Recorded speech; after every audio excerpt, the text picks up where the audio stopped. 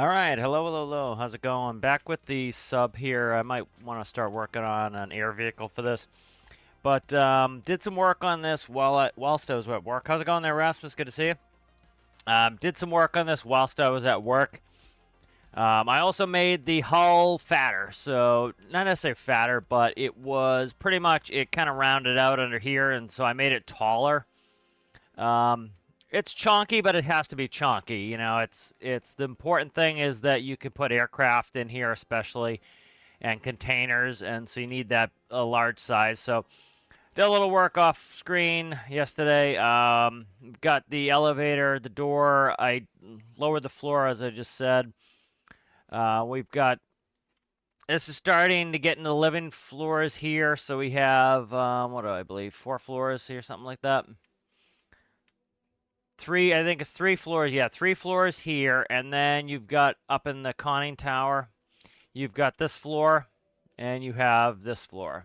And then you also have the ability to go out on the roof. So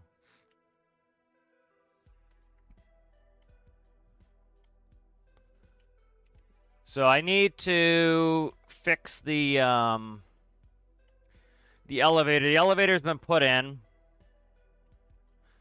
but it's currently not working correctly because I had to move the distance from the floors, so that has to change. So I need to move a bunch of stuff around here. So for one,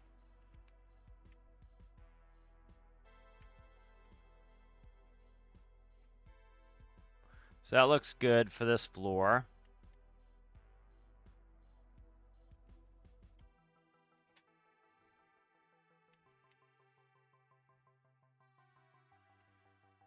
Could move those, I guess.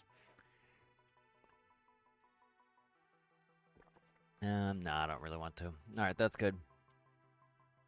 So let's see. I need to make sure these are all indexed where they have to be.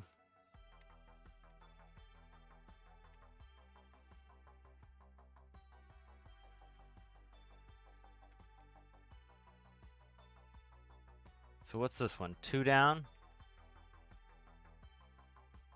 Okay, yeah, so 2 down and 1 down. So this one's 2.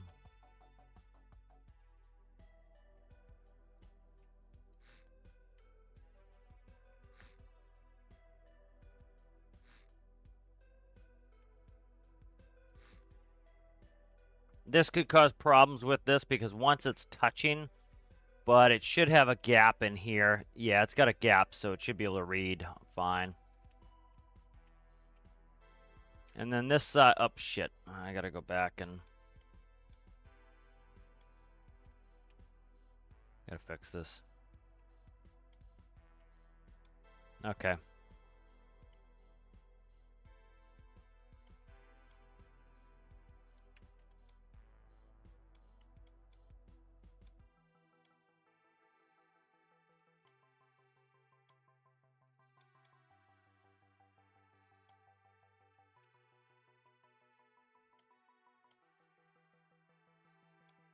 Okay.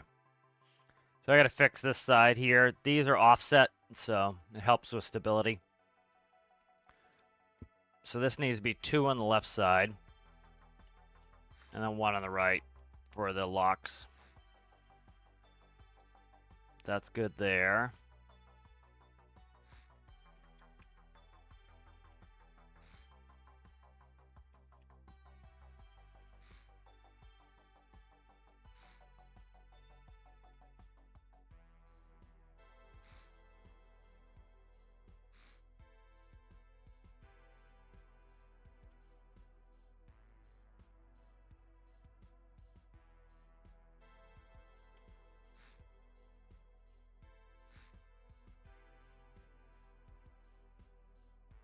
That one's good, all right.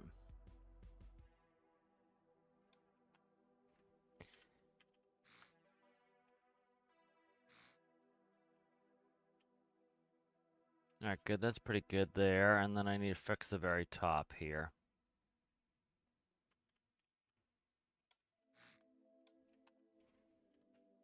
So one of the reasons why they're offset like this is that's one side will still stay in the carriage and kind of guide it along, while the other one,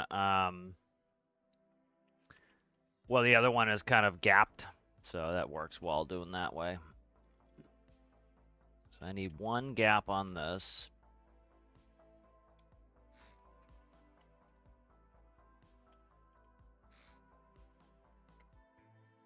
A 2 gap on this one.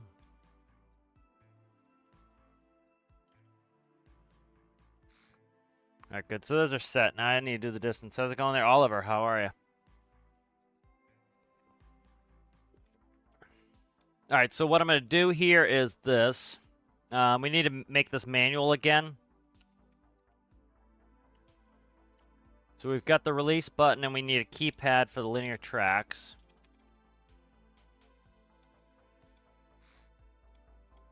And we need to start indexing these out.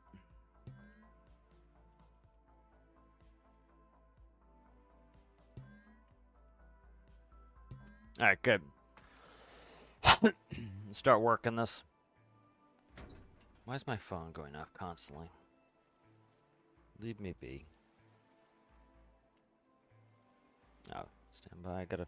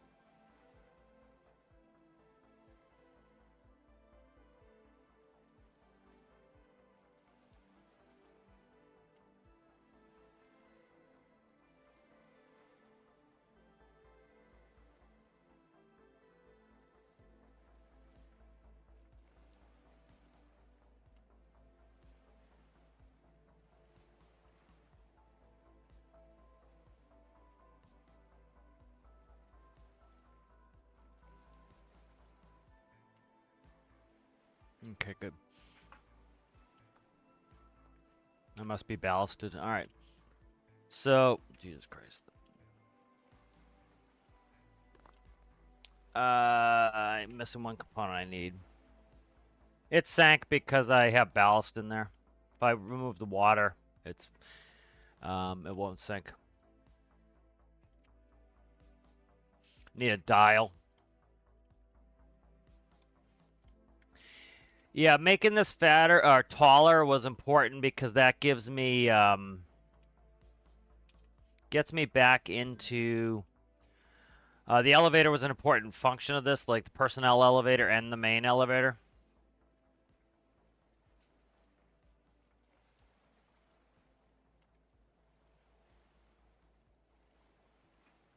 Probably a little bit over hard ballasted there. I gotta play with it some still. All right, so let's see. I gotta write these down. So let's start writing. All right, good. There's a pen. The G2, as you imagine. The pilot uses a G2. That's what's good. All right, so let's see. Bridge level. Bridge level is 9.5 meters. All right, so we want to release.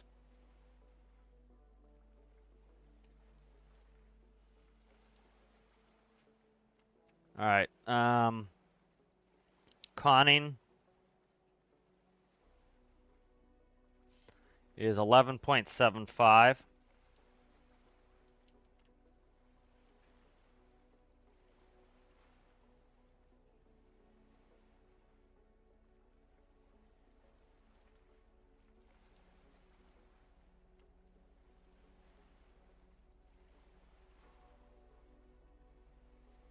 All right, and then all we need to really do is click that to on, and it will grab the next floor and stop because it will overpower the linear tracks. So 7 is bridge B minus 1 is 7.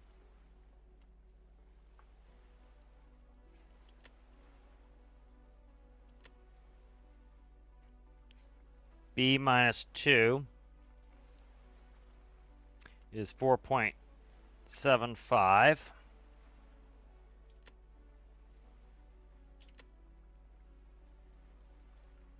B minus 3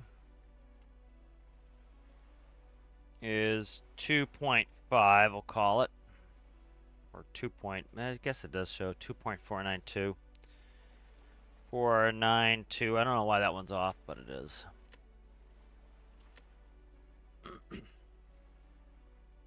B minus 4 is 0.25, which should be the basement. Okay. Make sure that's actually at the bottom. Yep, that's the bottom. All right, good. Perfect. All right, so we've got that indexed. So let's go ahead and work the numbers on that. All right, so this is nice that I've made these like this. If you look, you have the floor numbers here. These property numbers are really helpful. So floor 1 distance is 2.5. 2 is going to be 2.49. Floor 3 distance is 4.75. Floor 4 distance, 7. Floor 5 distance is the bridge, is 9.5. And then I need to check where the last one goes.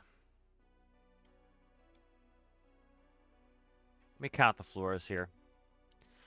Got 1, 2, 3, 4, 5, 6. So there's 6 floors now. Okay. 1, 2, 3, 4, 5, 6. Okay, 6 floors now.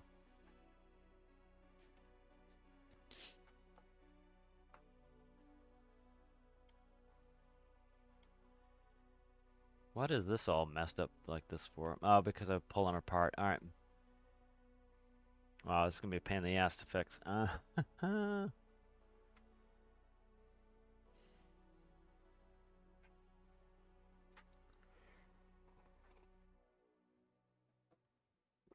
It's not as clean as I would like it to be.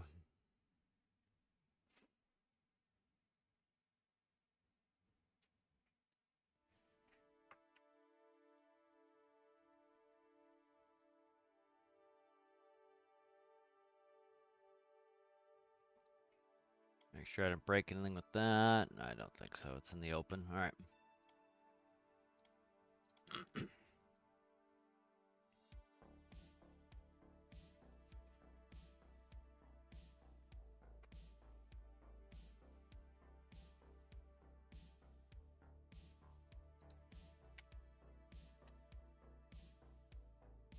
What is that?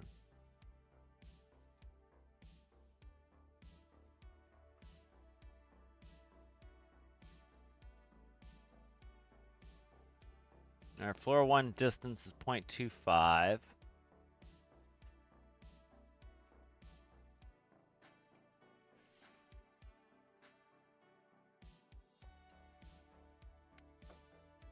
And then I need floor 6. All right.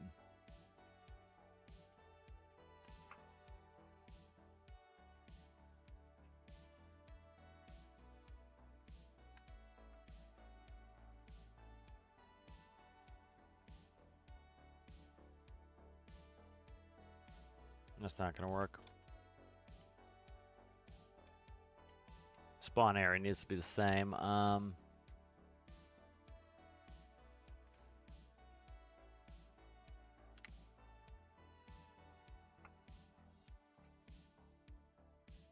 That's better there. All right.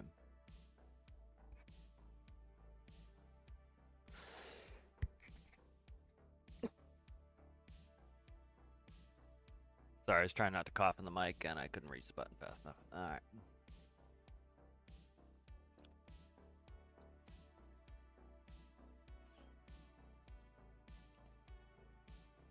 Alright, that's floor 5 distance there.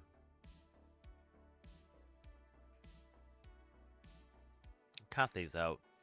1, 2, 3, 4, 5, 6. There's 6 going on right now.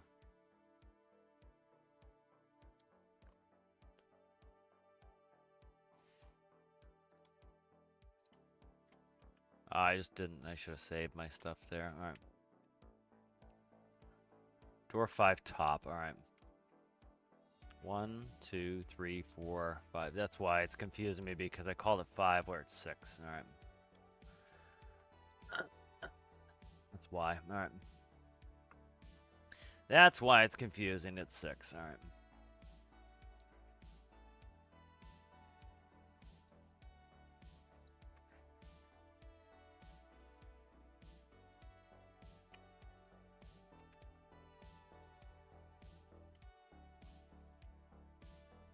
Alright, 1, 2, 3, 4. Should have a 6th on there. Alright, anyway, let's start looking at these.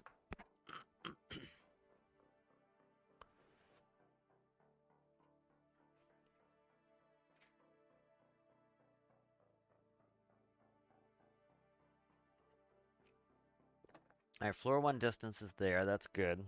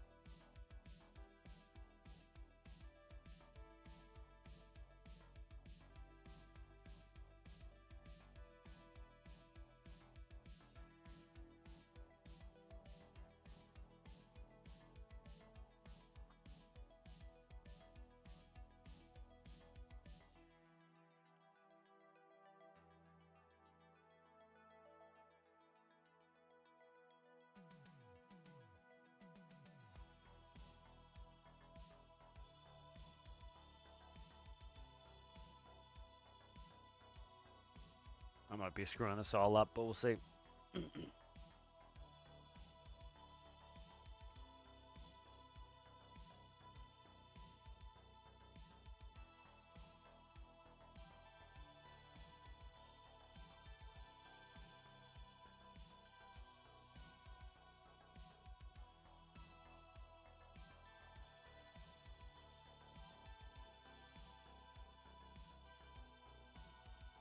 Man, what needs to be, let's say 10.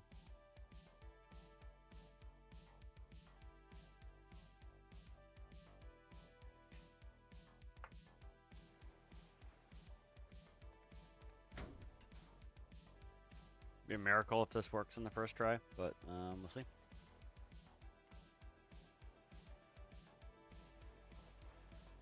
It's not going to work if I don't hook it up, is it? No.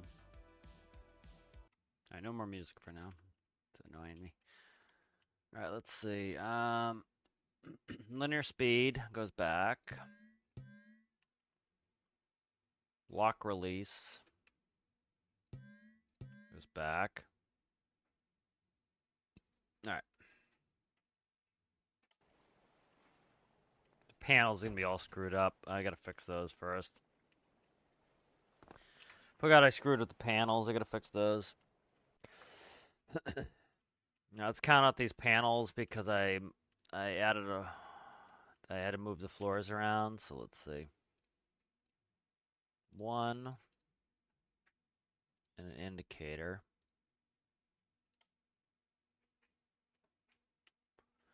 Should be 2.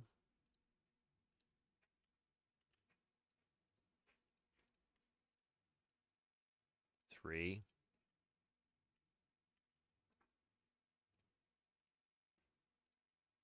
4.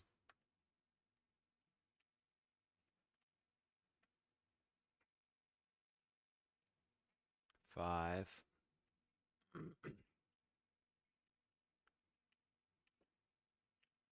This is gonna get annoying real quick with doing this. That's why I'm doing it, is trying to get through it.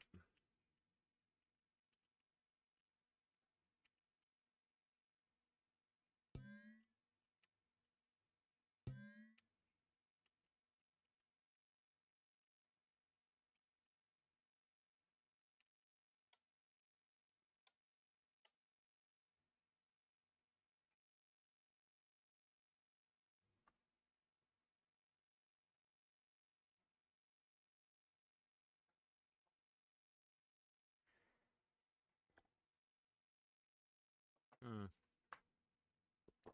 going on here?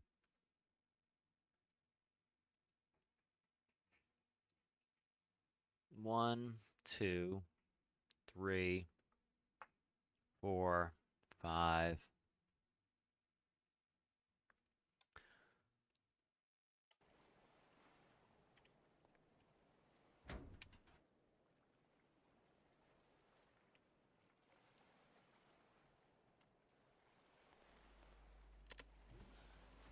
All right, it closed the door, so it might be coming. We'll see. All right, it's moving. Miracle if it works in the first try.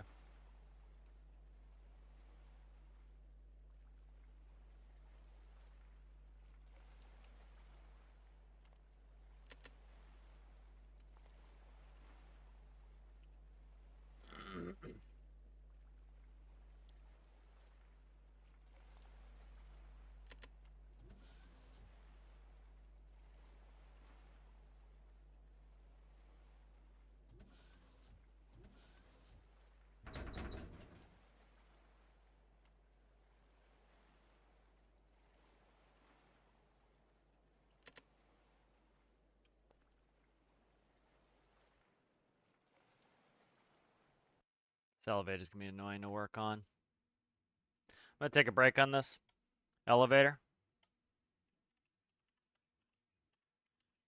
Let's see, what date's today? 14th? Take a break on the elevator because that's just me grinding through numbers and it's annoying and my mind's not into it right now. Let's go ahead and, my Christ, stop flicking around. Start working on an aircraft for this. So we're talking 29 by, wow, I think it's squared. 29 by 31. All right. 29 by 31. Hello, Sergeant. How are you? So let's see. The elevator is 29 by wide by 31 long. All right. So let's go play with an aircraft. Because the elevator is just me grinding numbers and testing and testing and testing. That's boring as shit. I don't want to do that right now. That's a good one late at night before bed when I'm trying to go to sleep. Let me see. Have you watched the Captain Speaking YouTube channel, Peter? No, I have not. What's that about? Sorry about coughing on the mic, guys. Got a medical thing yesterday and it's got me coughing. 21.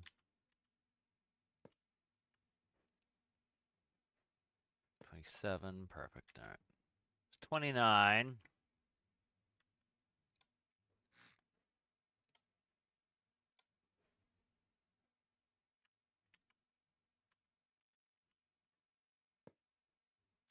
Okay, that didn't do shit. I don't think I've ever used the other planes. So what are you, 14? 14. 14. All right, so that's the aircraft. It's going to be tiny. It's got to be tiny. You know, this is a chonker build, but because of the door size, can't actually build too large.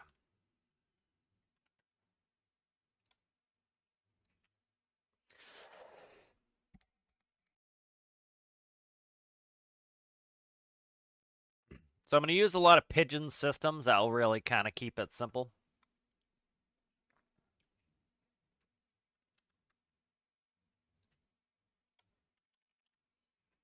I might go chonky on this and make it wide. I don't know.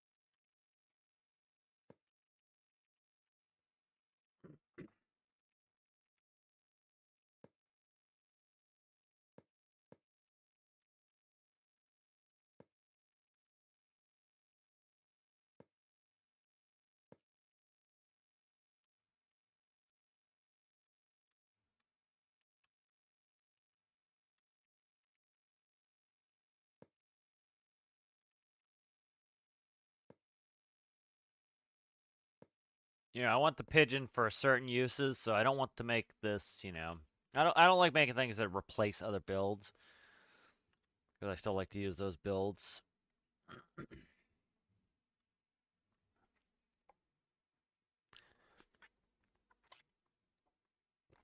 Thinking of making it just like pigeon, kind of VTOL-y.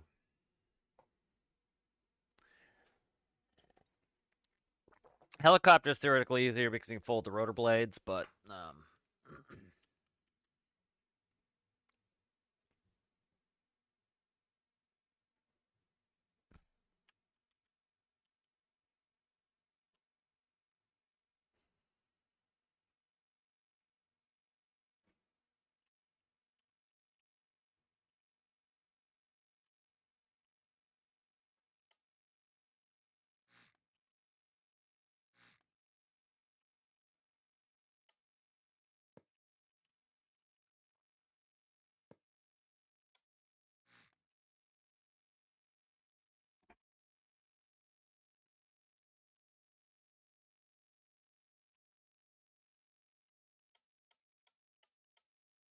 kind of need the width if I want to do the same door type as I had last time.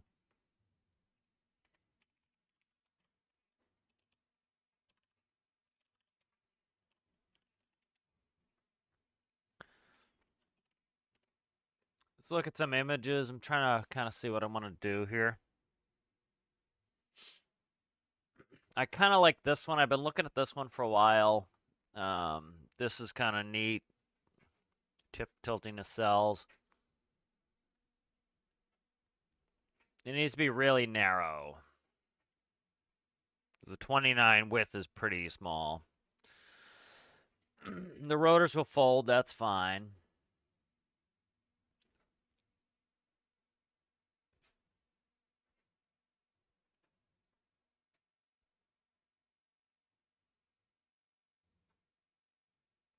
It's pretty small space to be working with.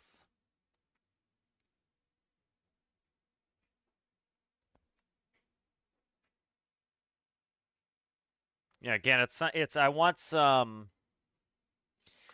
pluses and minuses. Like there's going to be a reason to use Tethys instead of the sub. The sub is can only carry a very small aircraft, so the sub is nuclear, so it's has pretty much unlimited range. It will force me into mining uranium. So there's a bunch of things that, again, people complain there's nothing to do in game. There's nothing to do in game because you have no imagination. If you have imagination, you can say, oh, I've got a nuclear vehicle and I need to go mine nuclear materials, so I need to be able to go do that. And then you build more vehicles to go mine. That's the point of the game. It's I need this thing and I need to do these things to get that thing. Let's go do it and make some cool vehicles along the way. That's the point. All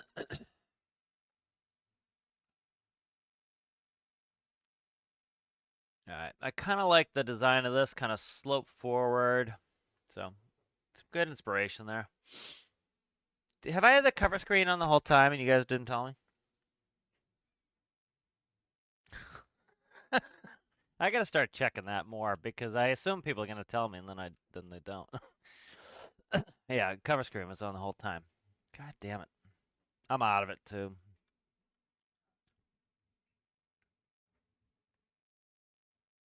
Goddamn cover screen was up the whole time, huh? Was it really up the whole time, the cover screen? Why does nobody tell me? No, it wasn't up. Okay. Yeah, it wasn't up. What happened? Did I click it back on? That's weird. It came up. Huh. Oh, that's interesting. Yep. It didn't even pop up. It showed like it was up. That's weird. Thanks, Scott. Thank you, though. Appreciate it, Rasmus. I'm trying to decide. Because I need the functionality out of this to,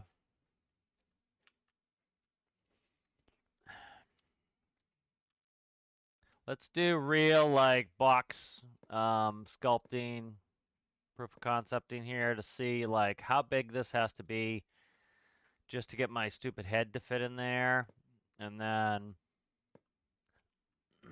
like, real simple scaling to see what this looks like scaling-wise.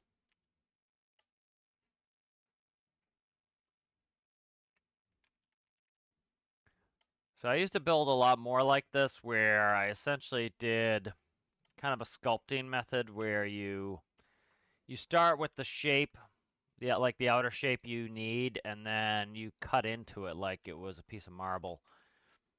And that way, um, it's kind of you cut out of it what you need. Yeah, I don't know why it looked like the cover screen was up for a second there. It might have just been as I was switching out modes.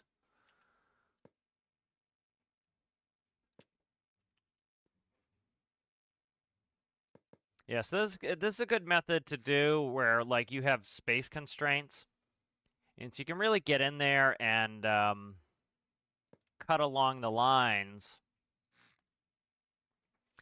And you see like, okay, what's my maximal shape or size gonna be? The wingspan on this is pretty small now. There's issues where we could do some things like aircraft carriers do where you fold and rotate wings and rotors, but you start getting problems with subgrid. So subgrid has a lower priority than the primary grid. So for example, if control surfaces are on the primary grid, they're more effective. As you start to push them down to subgrids, they become less effective. So this is where you see people who they have either engines or they have control surfaces on their subgrids and they're not as effective. So it's good to keep that stuff on the main body if you can.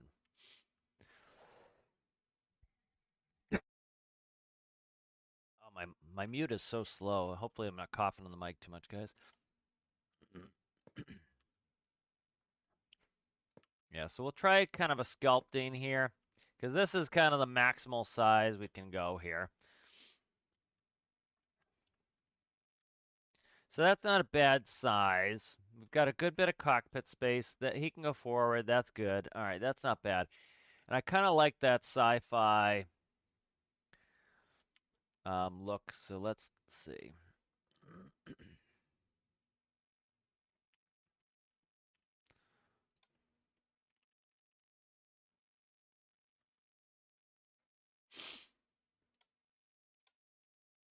Gonna be snorting and hooting the whole day with the my throat all screwed up. I kind of probably actually want to come one block back, just so I'm not hitting it every time I go in.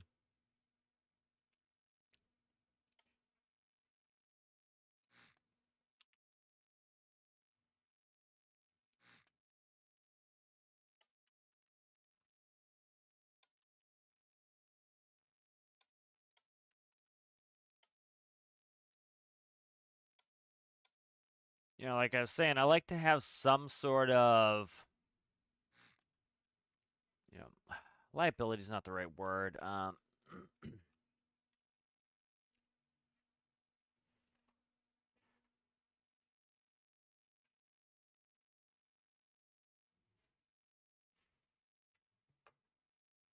me do a measure again. It could be 29. Let's say 28 long. Was it? No, that's width. Length is 31 long. All right, so here's 30. Okay.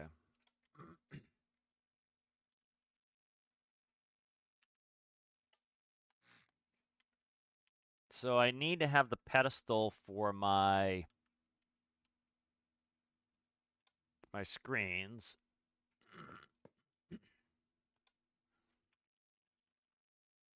Which,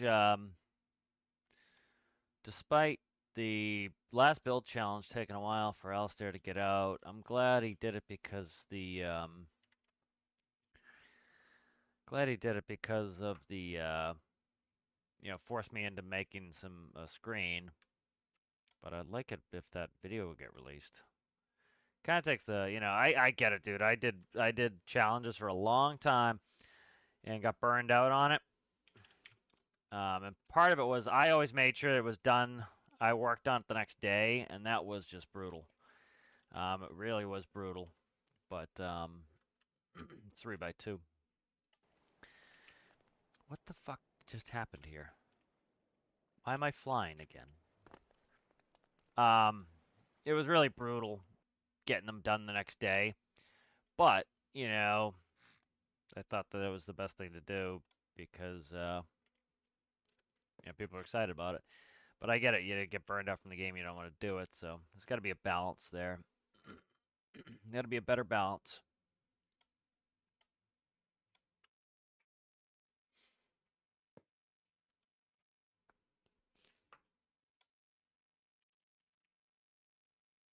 So the 4s are too big. Let's go down to 3s.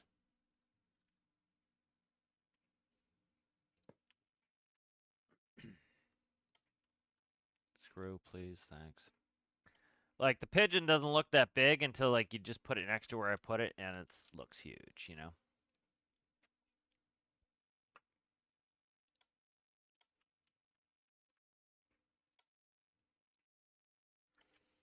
You know, like the last sub I was building, it could accommodate Chickadee.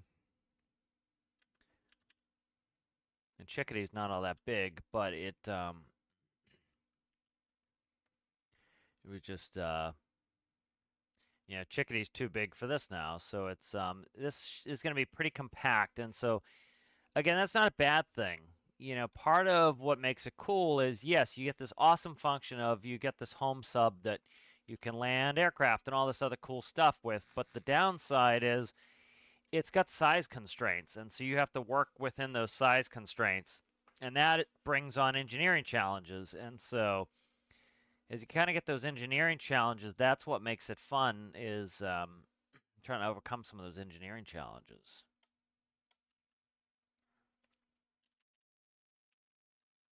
You know, one of the big challenges here is it's got to be small. You know, that's a difficult thing to accomplish at times. That's why I love making small builds in game and why I think was such a huge benefit them making the stackable nodes. why I think that was one of the best updates was the stackable nodes made it so that you could really miniaturize your builds. And that was a huge boon to us.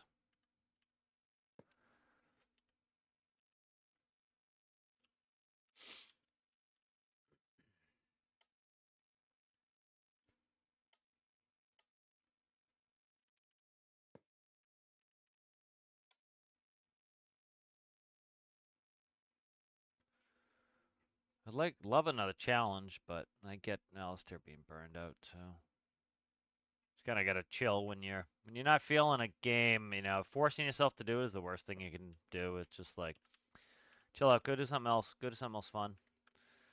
I put a video up on. I haven't put up on my Discord yet. I put it on Alistair's Discord of put new pipe on my bike too. That sounds great.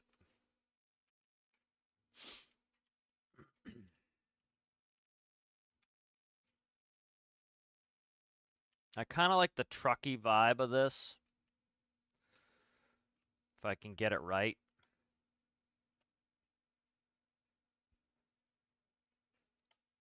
Want this kind of look industrial.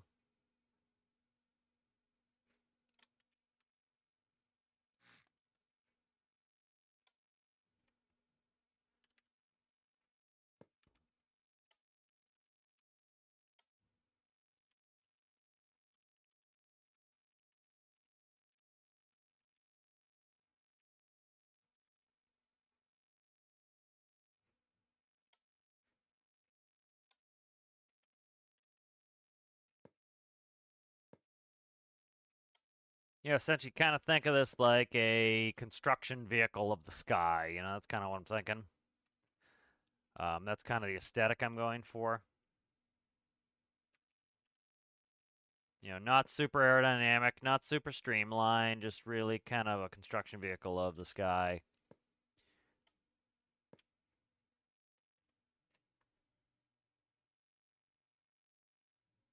Let's catch up. Peter and Ben are. Maybe I did see Peter and Ben. There was one. They're talking about the frontier hitting the guy in Denver. Maybe that was them.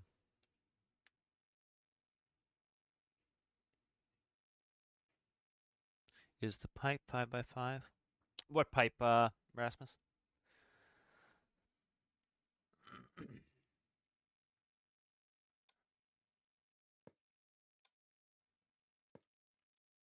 One, I was thinking of getting into Kerbal a little bit again, but the issue with Kerbal was, oh God, I hate installing the mods. I pretty much feel like I need mods to play Kerbal, and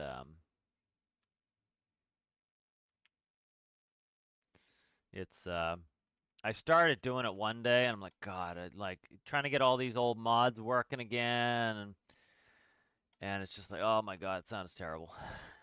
It really does. Trying to get all the mods up and running again. You know, the nice thing is they don't update that game all that much, so it's pretty much kind of set in stone what's going on. You know, you don't have to worry about changing too much anymore. But God, it was annoying having to change. Like they would do an update and you had to change all your mods. There's some games I don't like to mod at all, and there are other games that I do, and that was very much a modding game.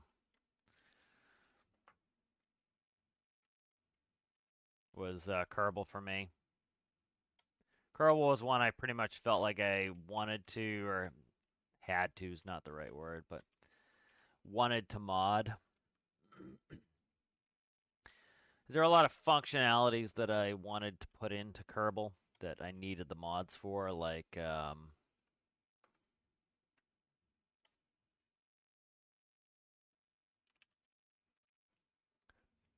there was a cool one where you could essentially backtrack time. And so I used to do strato launcher. So strato launcher, it's an airplane. You get the rocket, for lack of a better term, up to speed and going towards where you want it to go. on the airplane. So it's going high and fast on an airplane. And then you detach it so that instead of having to burn a ton of extra fuel, you can burn less fuel to be able to be able to kind of start out because you're using the plane to get it going. And then what you'd do is that mod would allow you to then go land your straddle launcher. So that was kind of neat.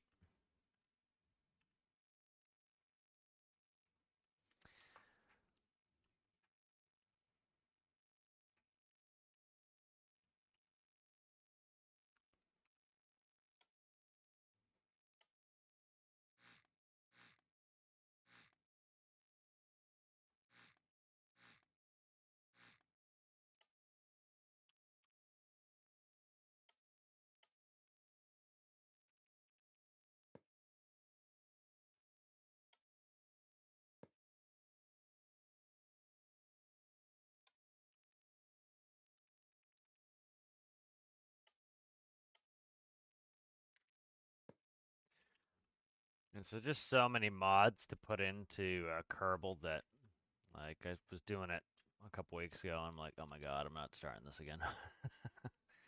But I love Kerbal.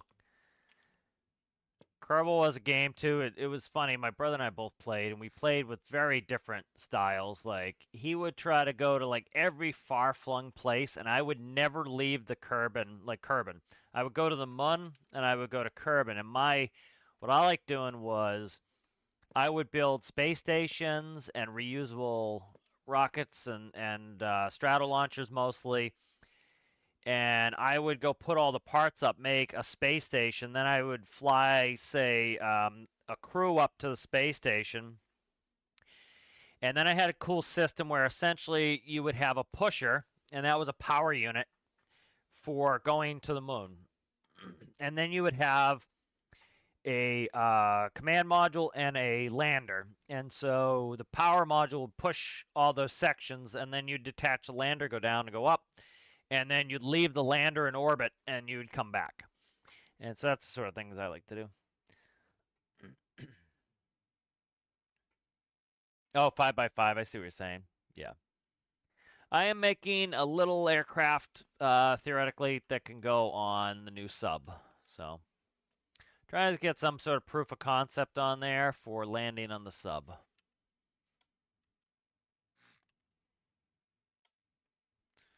And again, it looks ugly as shit, and that's its job. Like, this is kind of my talked about this. This is my sculpting style, where you go through and you kind of make a box, and then you start putting facets and sculpting into it, kind of like you would with clay or marble. So I kind of have its dimensions, and then I can make it look better over time by scraping out the parts and putting on flourishes and everything else.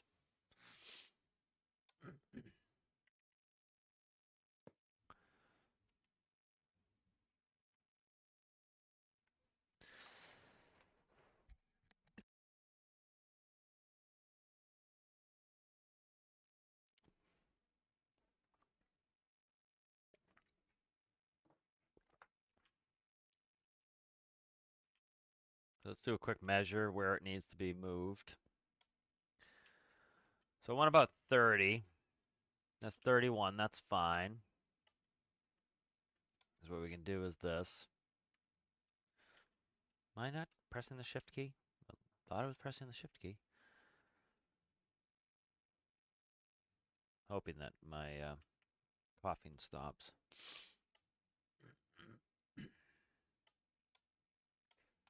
All right, there we go.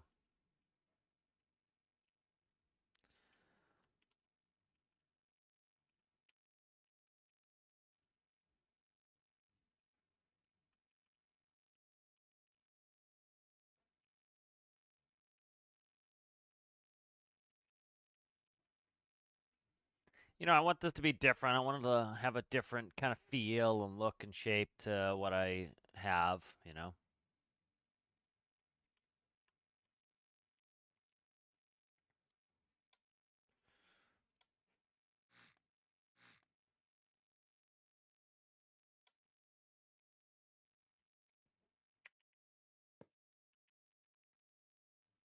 Thinking kind of a straight wing.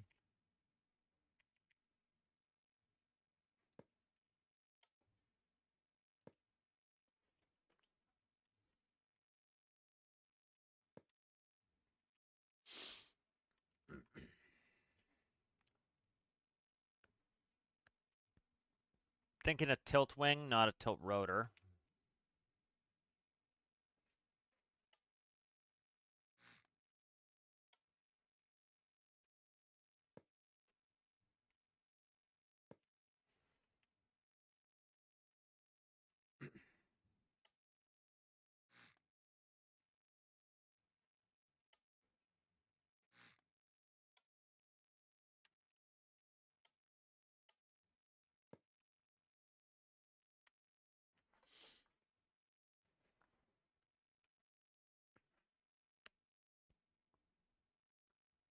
Verticality isn't too big of a concern with me.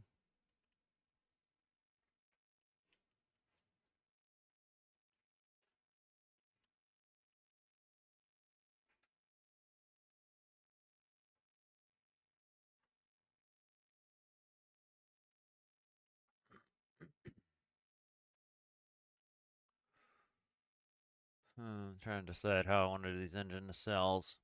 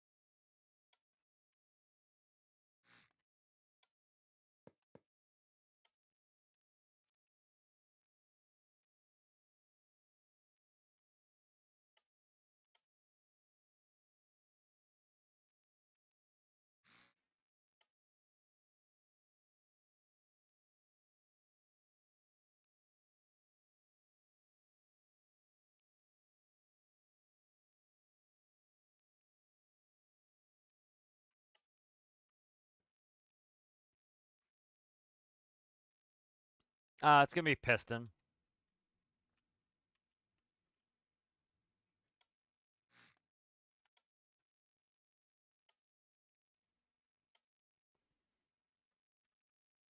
Especially with using pigeon systems, I can pretty much just use most microcontrollers.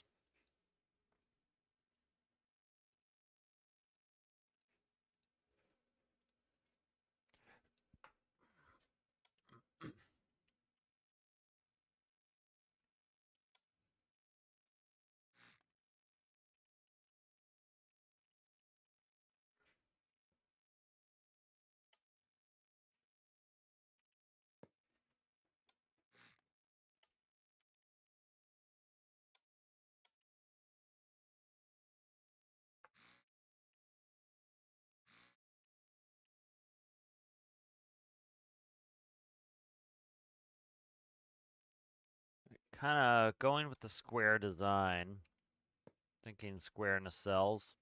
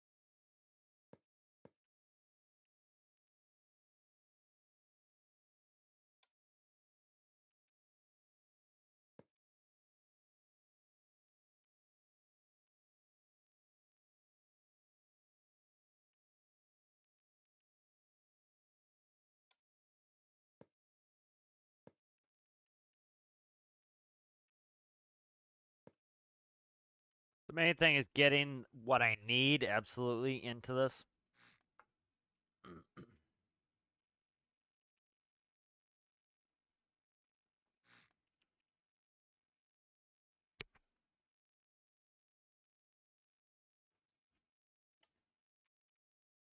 And I also really like the notion of trying to keep this small. You know, especially like if you make a small motor that's powerful, like Chickadee is one of my fastest builds, and it is like it has a tiny little motor, and it's just I like that because it's like shows you know what you're doing. It's a lot of work to make like a lot of power in a small motor. Like anybody can throw a 3x3 in there and make it work. You know, you take a small motor, you gear it properly, you do a bunch of stuff to try to supercharge it and everything else. I think that makes it a hell of a lot more fun and interesting.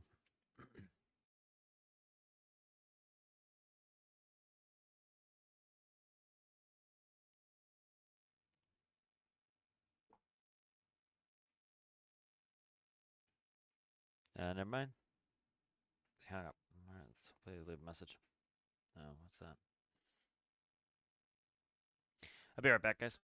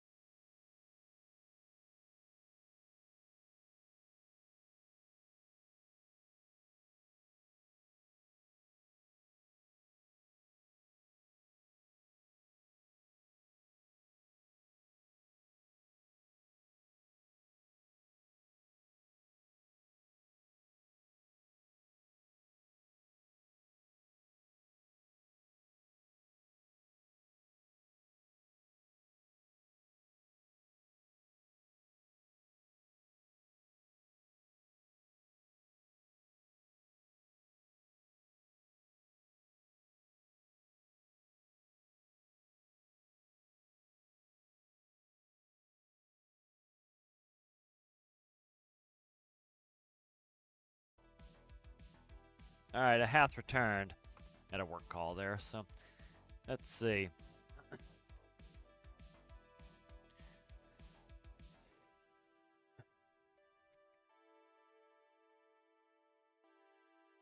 The constant coughing is no fun. Let's see. Have I want this to be small but reasonably fast. Kind of boxy. Right now it's overly boxy, but that's going to be trimming it in. We'll see what we can do to it. That's one of the benefits of, like, you know, I guess they're off Reddit, but Reddit was, you know, crying about, oh, the everything's, you know, the era soup. I don't know if I really buy all that, the era soup business. You know, I think a lot of people use it as an excuse that their build's not working. And as you can see, a lot of the builders around you have no problems making their builds work. And then, you know, there's plenty of things you can do to get your builds working well. So I kind of think it's silly sometimes that complaining about that.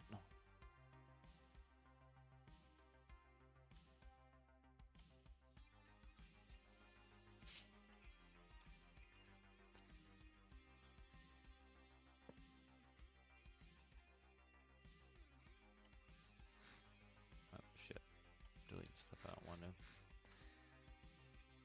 Yeah, I think it happens a lot where I get it.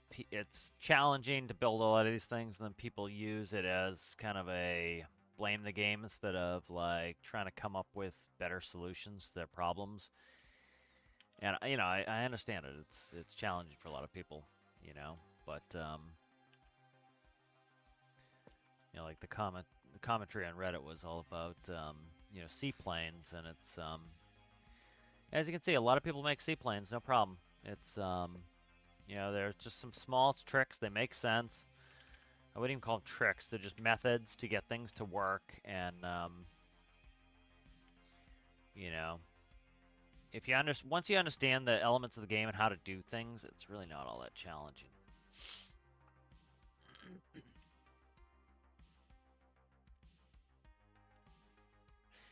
So this is one thing I would like them to add to the game. So what we can do with rotors, and the reason why you want to do rotors on a lot of these things is, okay, so center of gravity, it's pretty close to the props. But let's say it was way low, right? So let's here.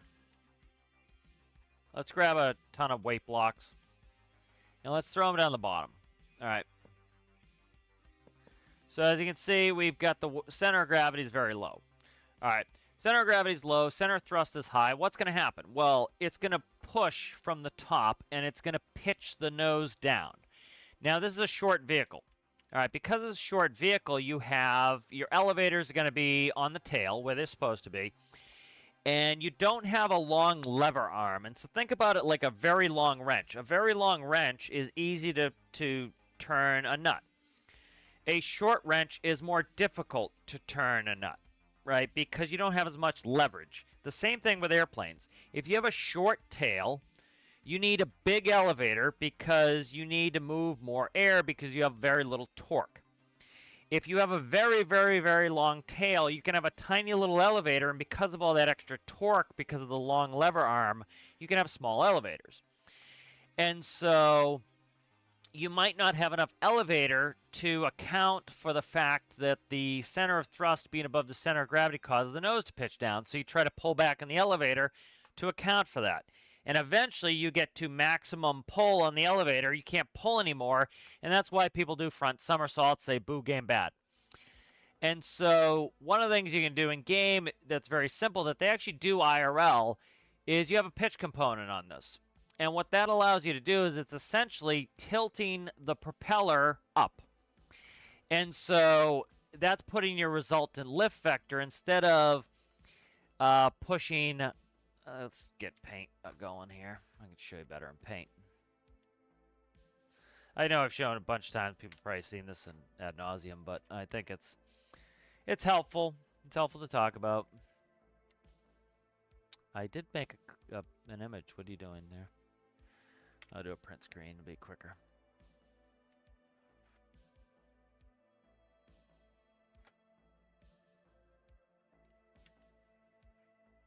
Okay, so like if we look at the display, how's it going there, Jay? Good to see you. All right, so here is the here's the build, and let's put a layer on there. All right, let's put a layer on there. So right now, your center of thrust,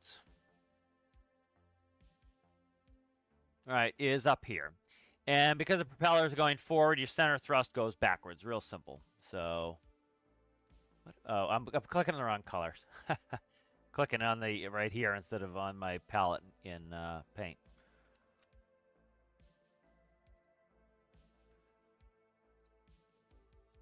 All right, so there is your center of thrust. Okay, so your center of thrust is pushing backwards, and it's in line with your propellers. All right, pretty simple. Your center of gravity is right here, right? And that is going down. Real simple there. I did it again. I clicked on this color, trying to select it. All right. Center of gravity is right there, going straight down. All right. So what's going to happen now? Well, the center of thrust is above the center of gravity. So that's going to cause a rotational force, right? So effectively, you're going to get something...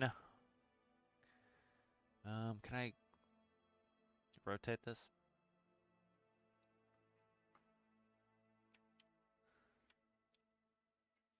So effectively, right, what's going to happen? It's going to try to tilt your aircraft forward like that, right? Because the center of thrust is above the center of gravity. It's going to try to push your nose down. Now, with a little bit of elevator pressure, you can counteract this. Now, how do they do it in real life? Well, it's pretty simple what they do. Is they, let me look what layer this is on. So what they do in real life is they tilt the engines. They'll tilt them up a little bit. And they do this in boats. They do this in a bunch of different applications. So what they'll do is they'll tilt the engines up. Now, it's not a great idea to do in game. You can do it if you have a tilt wing. That's very much more helpful. But it becomes problematic with subgrids. And so what you're essentially doing is when you use the pitch of the propeller, you can tilt the propeller using that propeller node like this. So now some of the resultant thrust vector is going backwards to push you forwards, but it's also going down to push you up. And so by changing that thrust vector, it's effectively bringing the propellers in line with the center of thrust. All right. You do this on seaplanes, you do this on a bunch of things. So especially this build right now, we already know this could be a problem where you have that center of thrust above the center of gravity. So you got to keep that in mind, especially with seaplanes when people have it nosedive and they say, oh, boo, game bad, again, because they don't know what they don't know. They don't know why their build isn't working, so they blame the game instead of blaming their build because they don't know it's their build's fault. The way they built their build, it's their fault, but they don't know that, so they want to blame the game instead. And so we have this ability to add pitch to the propellers. Now, getting back to the original topic of what I was talking about, what I would like to see the devs add is on these jet exhausts, they should put a pitch node on there. And that would allow us to correct the pitch. Now, I'm trying to find, let's see if we can find some pictures here. Trying to find some engine images here.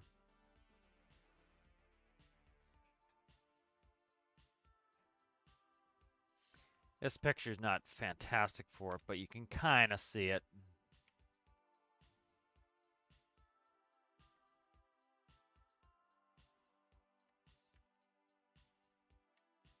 So if you look at the engines on this, you can see they're angled. They're angled up a little bit.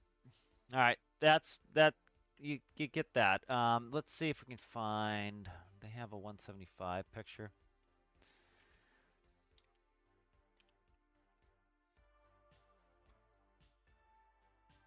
Trying to find one that's really extreme, but let's see if the Beriev.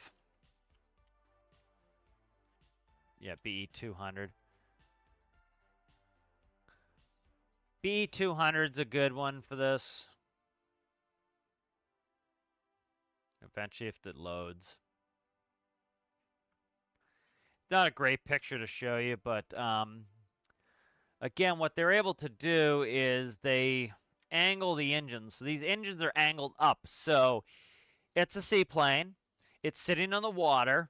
The center of gravity is likely below the center of thrust. And so the engines are tilted up a little bit. And so that's changing the resultant lift vector. So not only is it trying to push that nose up, but it's trying to pick the aircraft up out of the water. So you want to do that in game as well. And so what I would like to see the devs add is that ability on the actual jet exhaust to change the pitch. The other one is on the ducted fans. We have these ducted fans. They're fantastic. This is usually what I use for my jet engines to make them one, more realistic, and two, more fuel efficient. This is how a high bypass turbofan does it. The regular jet is like a low bypass turbofan. Very fuel hungry. You got to get them up to incredibly high RPS in order to make thrust.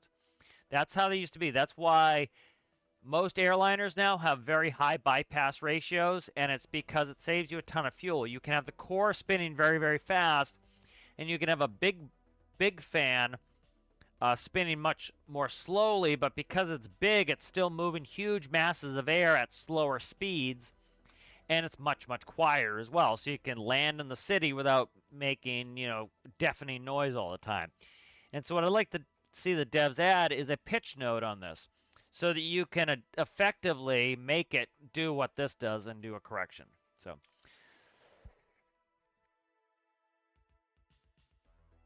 it takes forever to mute out my thing. Am I coughing on the mic, guys? I can't tell. I can't see quick enough. So let me know if I'm coughing on the mic. I'm trying not to, but I can't tell.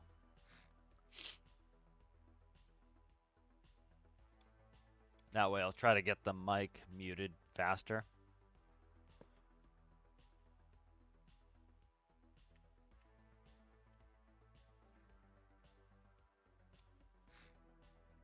Okay, good.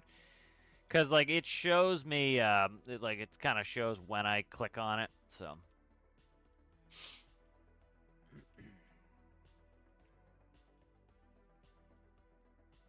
Thanks. Thank you, Rasmus. I had a medical thing, and now I'm coughing all the time. Sense it, and keep trying to mute it so you guys don't hear it, but.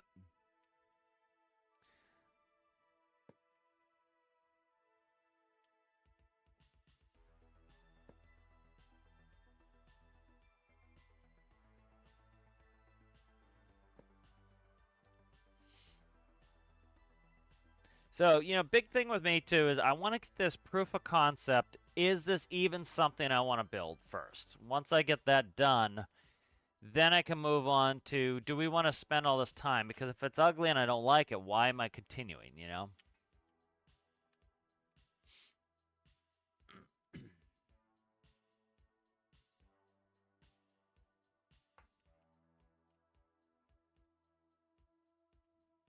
Yeah, it definitely looks goofier than I want it to look. I'm going to work on that, but again, it's proof of concept. This is where a lot of people fall down in game is they don't proof of concept. And then, so they get it looking great, it's the shape they want, and bang, it's not going to work.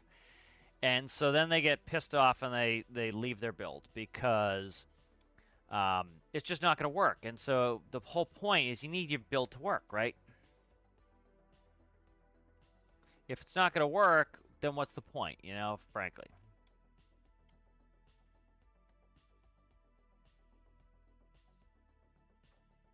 So one thing we can do too is we can put, like, it's stubby, it's too stubby, but what we can do is we can, what do we got to move that? 3. So, like, for example, the wing tips, we can do, we can go ahead and do folding wingtips. That's fine. That's not going to cause us any problems.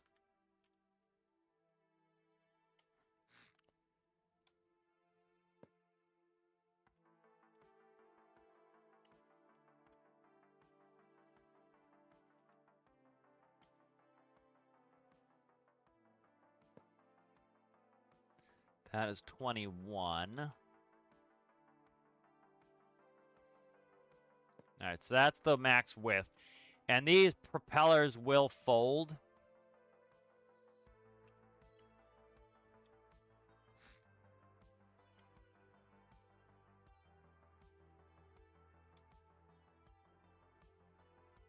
So as long as it's that wide, that's the maximum width, and probably want to go one in.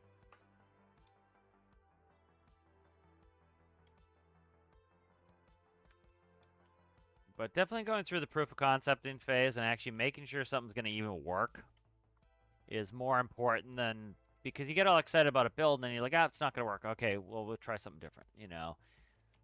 And it's very dejecting when you when it's just not going to work, period.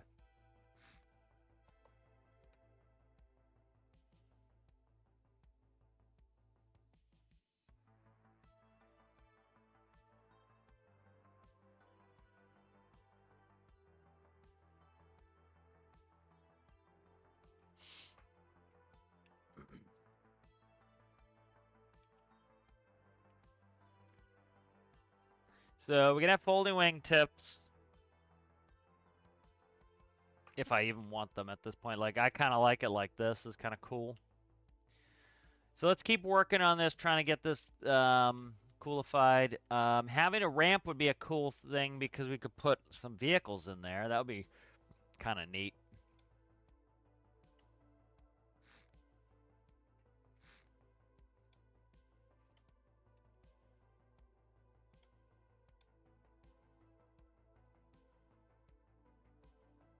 You know, especially if we can get a little land vehicle working on this.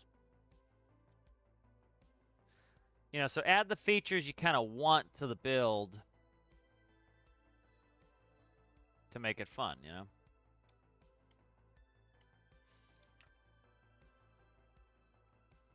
And again, I want to have some downsides to this build. You know, it either needs to be small or short, small or slow or something, so that you know, you want to use it some of your other builds sometimes. But now let's just do that.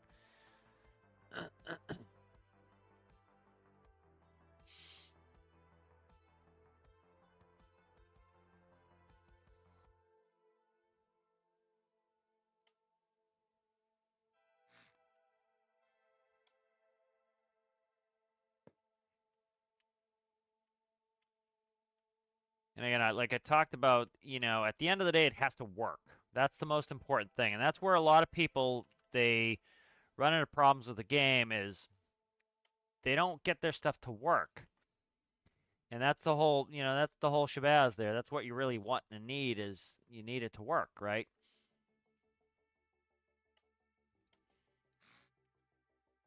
They want it to look a certain way. I get that, but at the end of the day, if it doesn't work, what's the point, you know?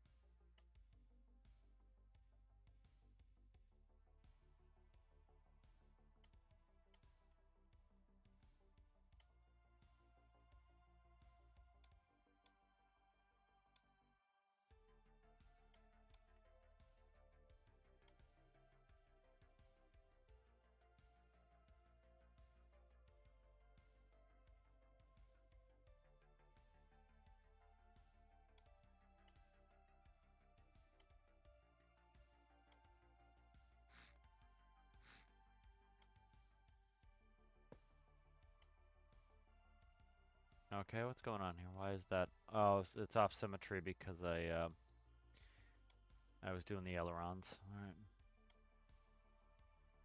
God damn, why is symmetry not working here? Because I didn't delete that part. That's why, alright.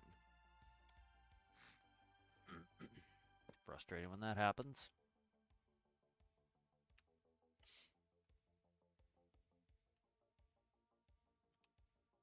I'll probably go forward a little on the wing. Maybe, we'll see. Oh my Christ. This is off-centered here.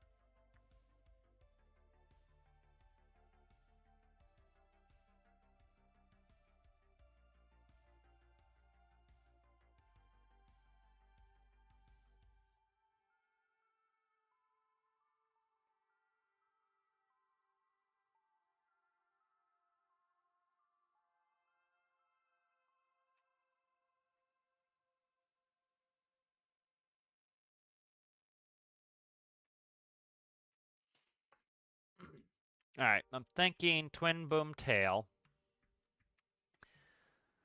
The height isn't really a problem, and so I can add some cool factor with height. Alright, so again, some basics of airplanes. You know, so like I was saying, this has a very short tail. The distance between your center of gravity and your pivot point, which is your elevators, which in the back here is about, what are we talking there? 15 blocks. Okay.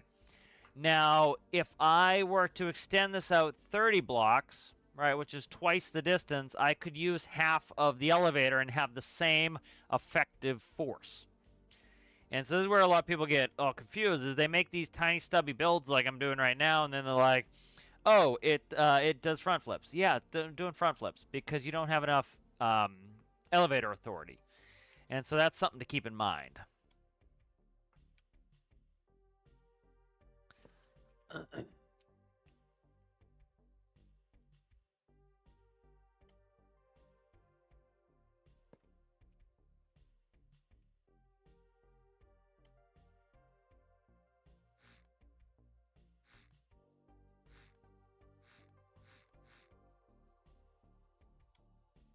You know, these are all things that aerospace engineers have to do when they're building aircraft to make them work properly.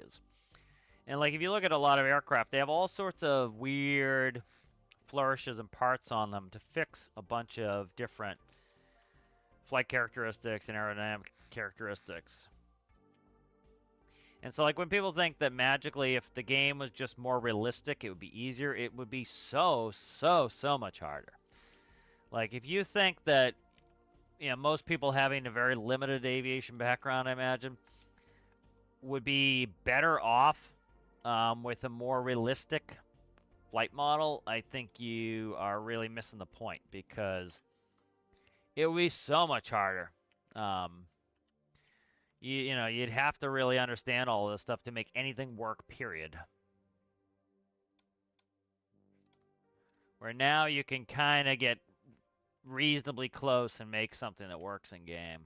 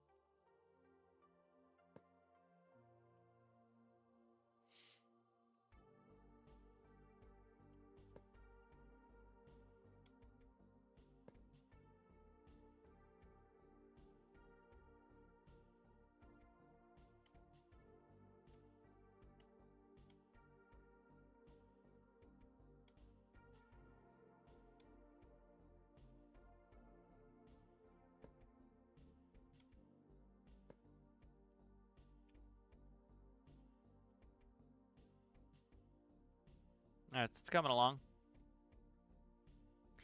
I think it'd be cool to have the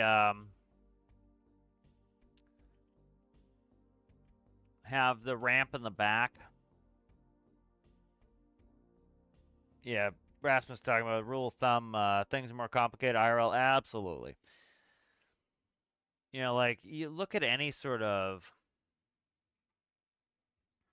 Yeah, one of our training exercises was able to go with. He was one of the test pilots and engineers for the aircraft I fly, and they talk about like all the little strakes and everything on the plane, and he explained like what each strake is for. And like you look at like the F4, how many strakes and just weird nonsense it had slapped all along it, and it's it's really kind of interesting of all the different aerodynamic problems they're having and flight characteristic problems they're having and all these things they had to do to solve for it. Cough time.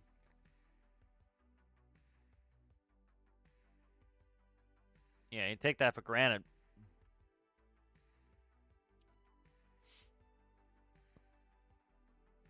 I might have to go four back. I might have to widen up these nacelles. I'm trying to get these nacelles working here. Start cutting away at these nacelles and start trying to get an engine banged in there.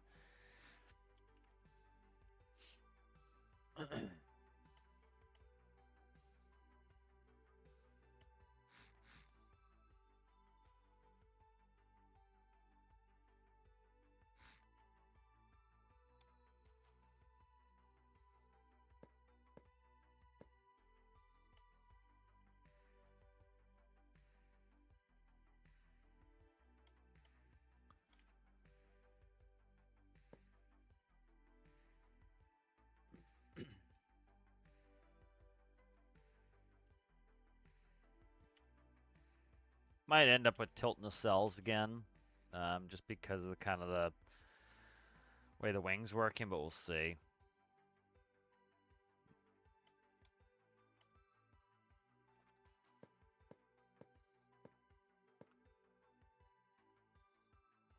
So there's 5 cylinders. I'm not a huge fan of 5s. See if we can do it with 4s.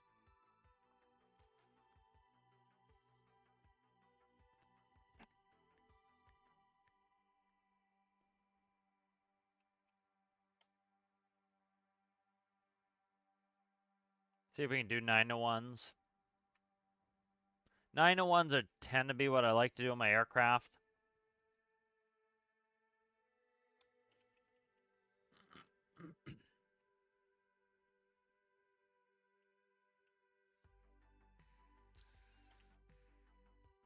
The other thing is start routing in your fuel, see what that's going to look like.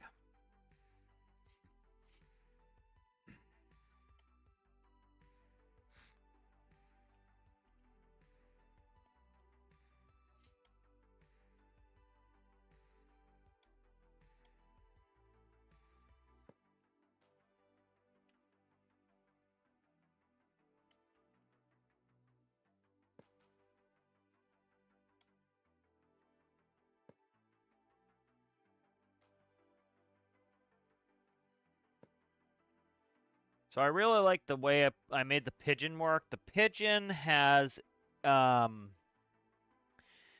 way the pigeon operates is as soon as you start pitching the nose down, once you hit a speed, it's a fractional amount that it will start to automatically pitch the nacelles forward.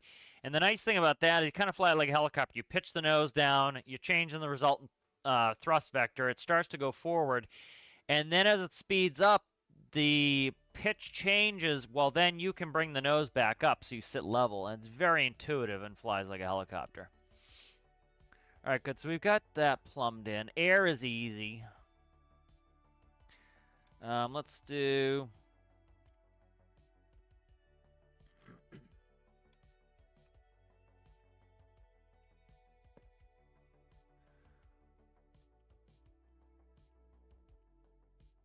An alternator we're going to have to hide, probably.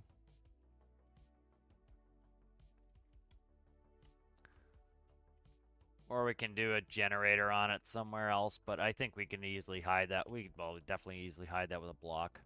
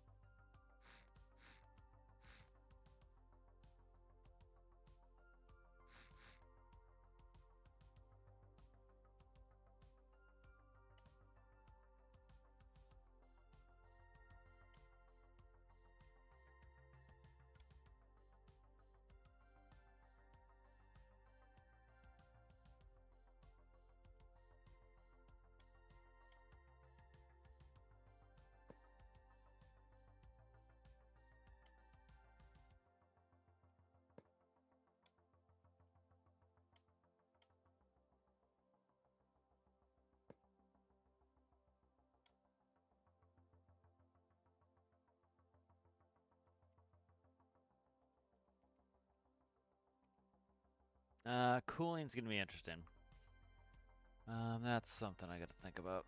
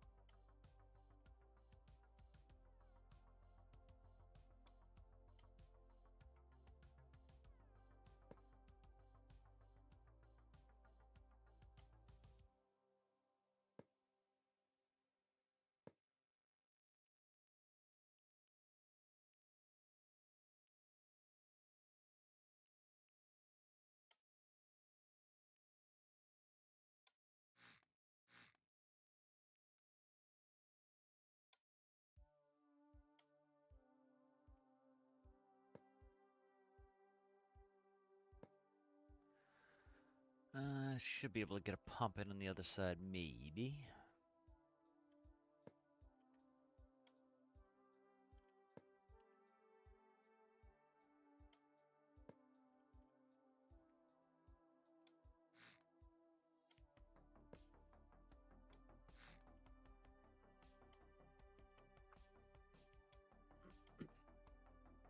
I'm upside down. That's awesome. Okay, good.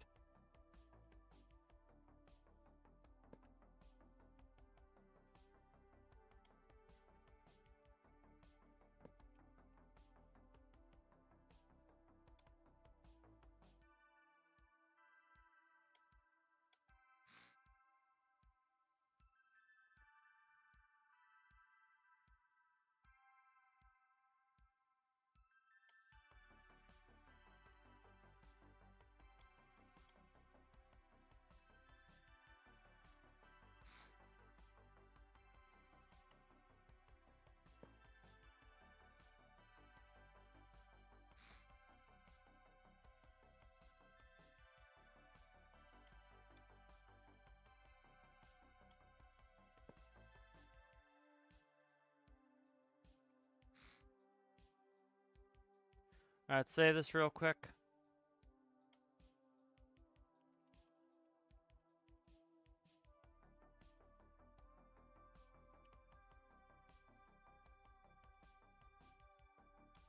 Alright, and let's go test it with the sub. That's, again, forest for trees. We want to realize what we're actually trying to do here is put this in the sub.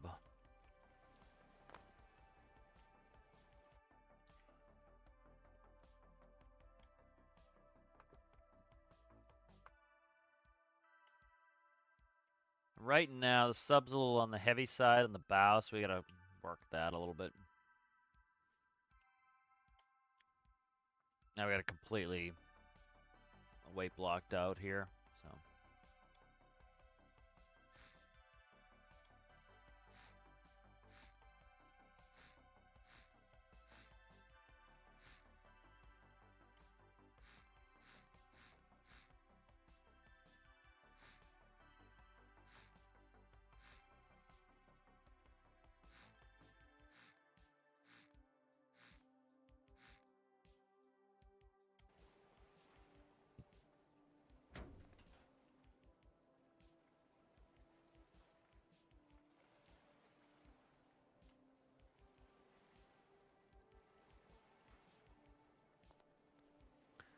Let's see if I put the water down or not. I don't think I reduced the water on here. Nope, water's all the way down. Shit. Alright, the bow's too heavy now. Gotta work on that. Let's change the color real quick here. Alright, that way I can see the blocks.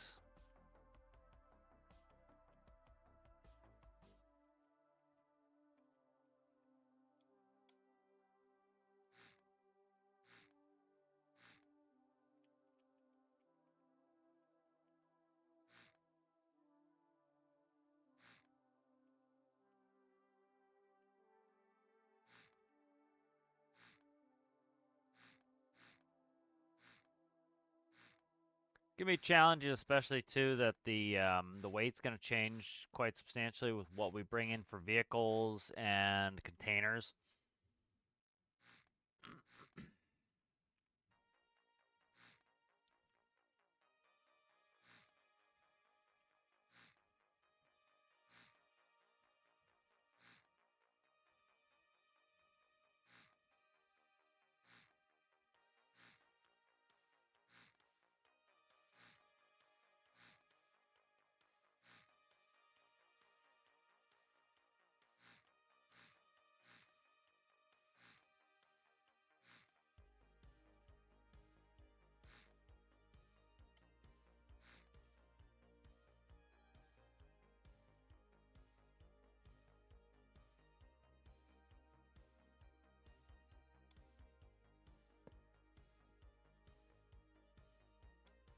My dryer's singing the song of its people.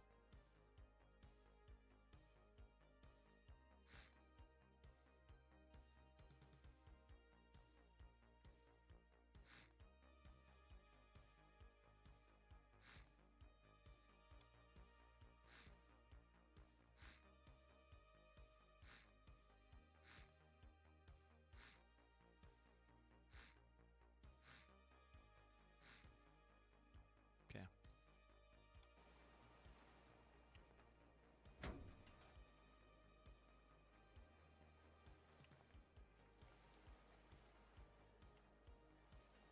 Alright, good. So let's go ahead and put that aircraft on.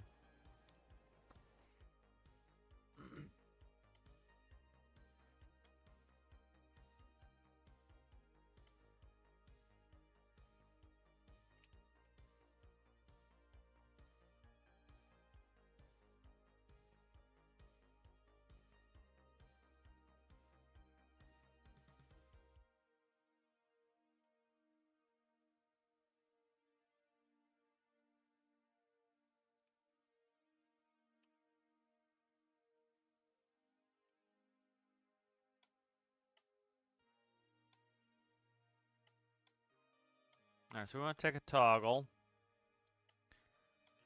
And I'm just going to put it on here to lock the brakes up to make it a little bit easier to keep it still.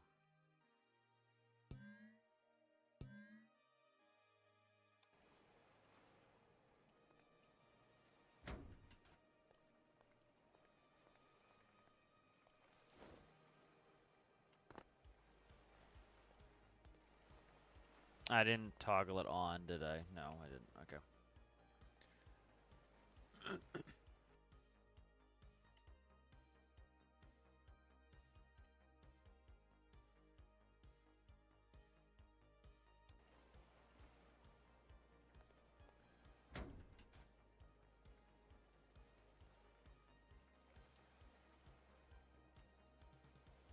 I widened the conning tower too to make it more useful to me.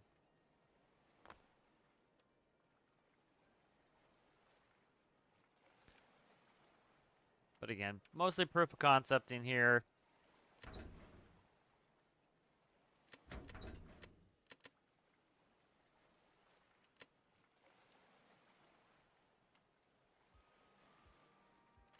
God damn it.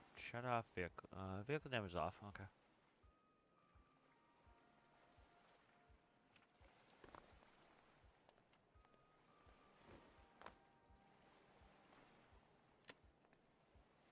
Oh, stop it.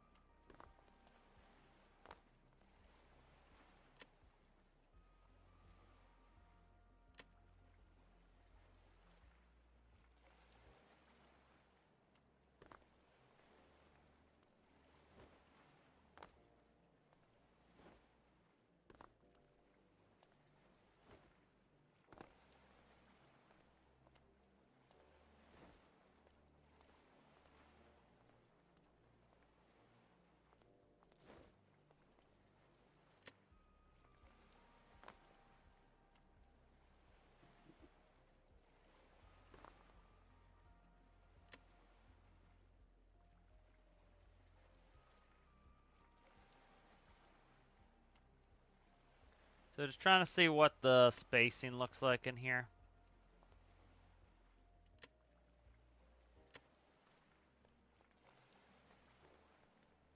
You know, if the aircraft is in, how much space does it take up inside?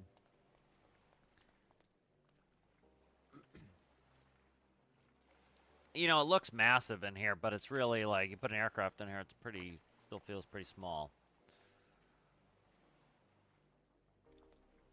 Alright, so like right with this, the problem is I can't get it past, no, I've got space. Okay, I want to make sure I can get this where you could slide an aircraft in here and still do stuff. No, bid's closed. I didn't need to change my bid, but can't anymore anyway.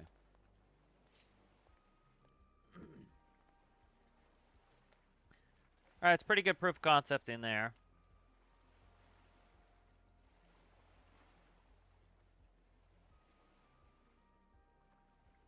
Yeah, it's gonna get the locking system.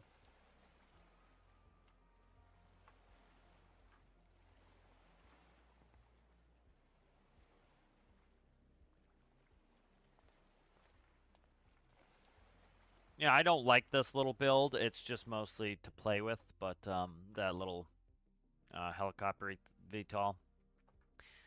Just kind of seeing what I want on this thing.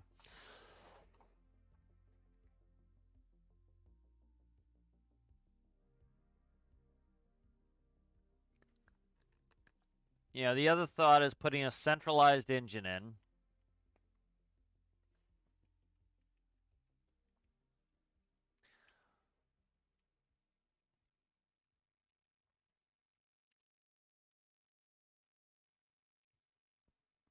All right, good. So I think we can start fresh with something. See what I want to work, how I want to do it. So let's start working the components that we need, for sure.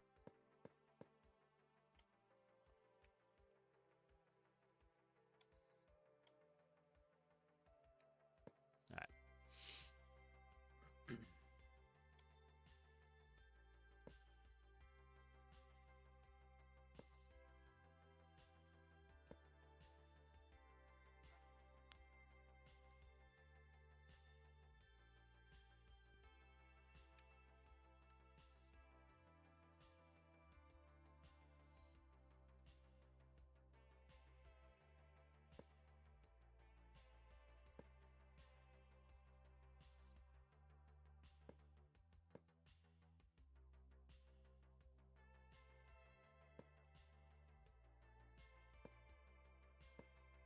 So let's see what we absolutely kind of need in this build.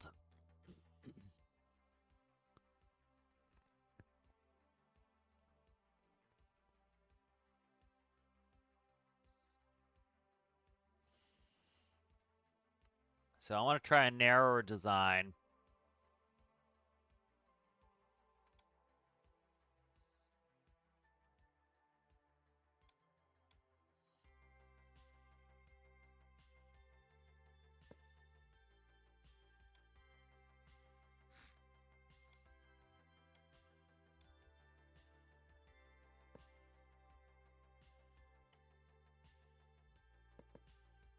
And one thought was make centralized engines and pivoting the cells. So if I can get this, the smaller I can get this, I think the better, probably.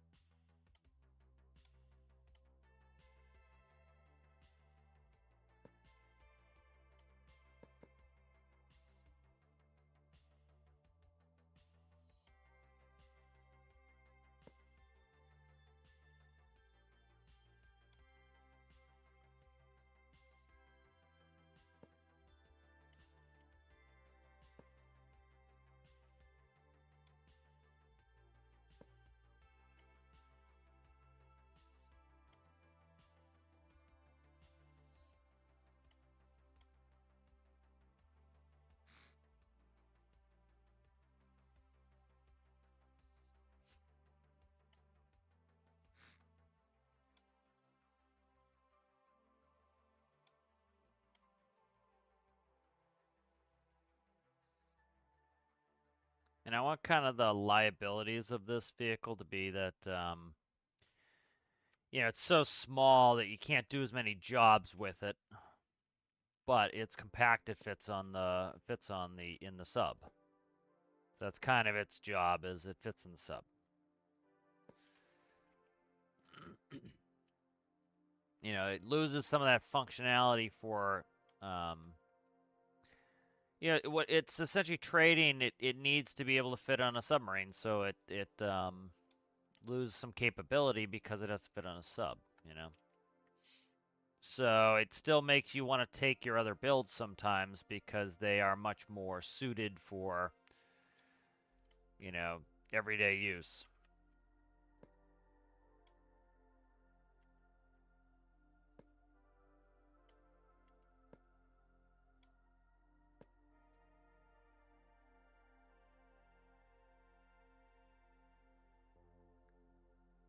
Main goal of the heli is just to be on the submarine.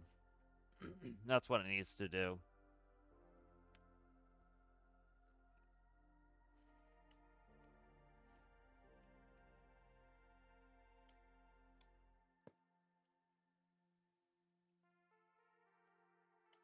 Yeah, that's its main job, is just to fit on the submarine.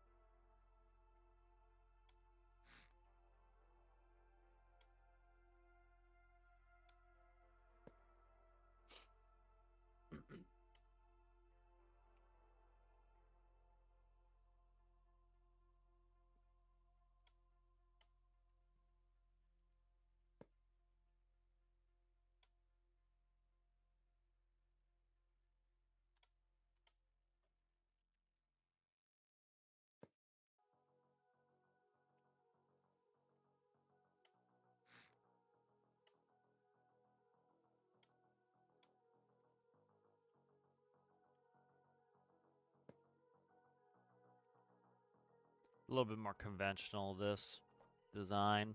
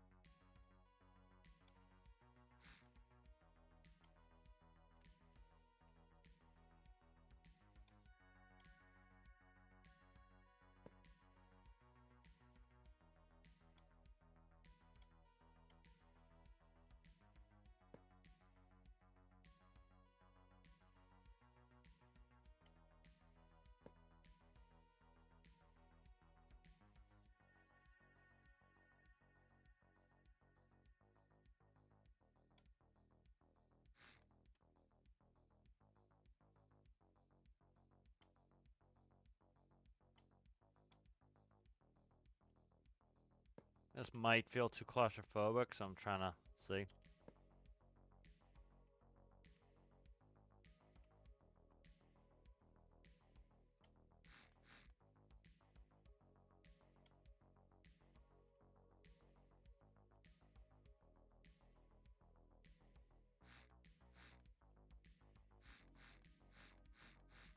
Yeah, it definitely feels too claustrophobic, especially with the width being very narrow.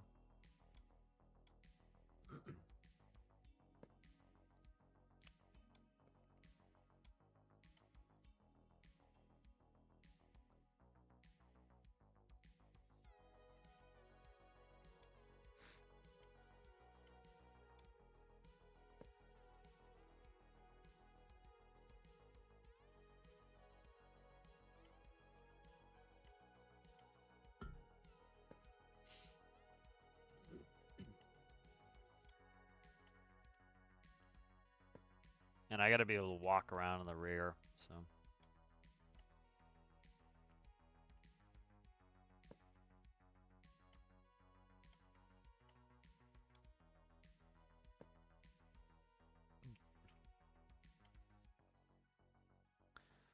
Alright, da.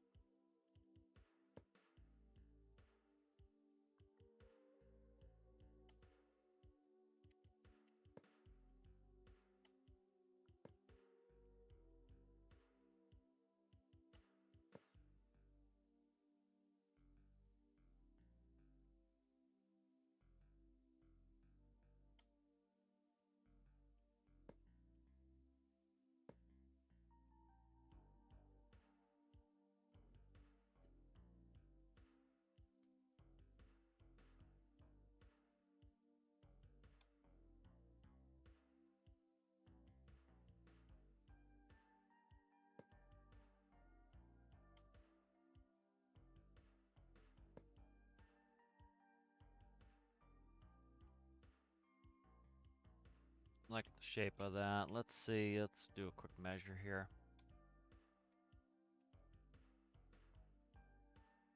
25, so we can go to 29, so we're doing well on the length.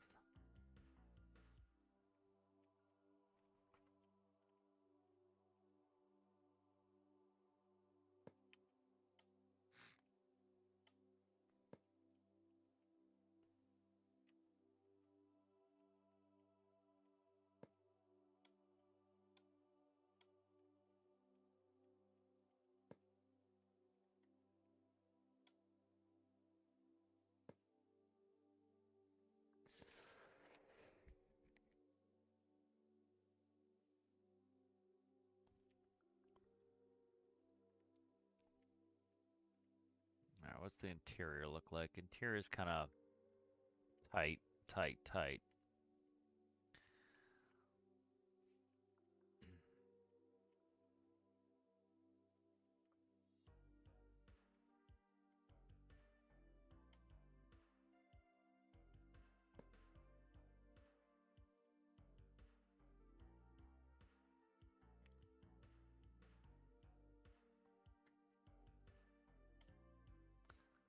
Yeah, I don't know if I want folding anything on it though, really.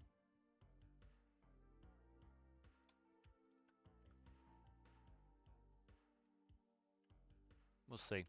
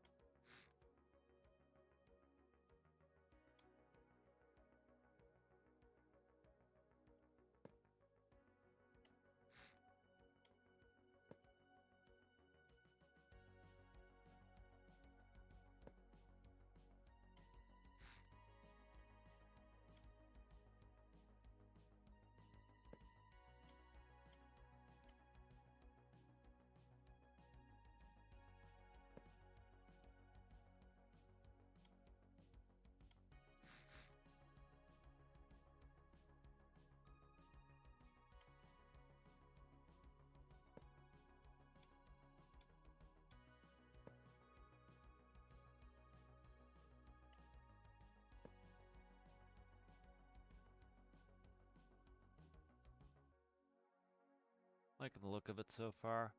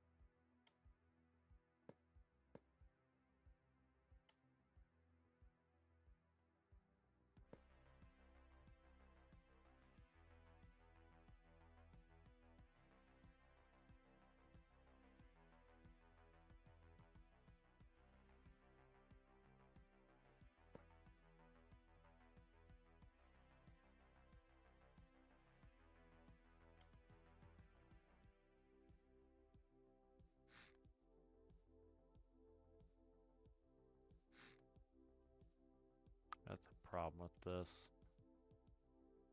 Takes up too much space.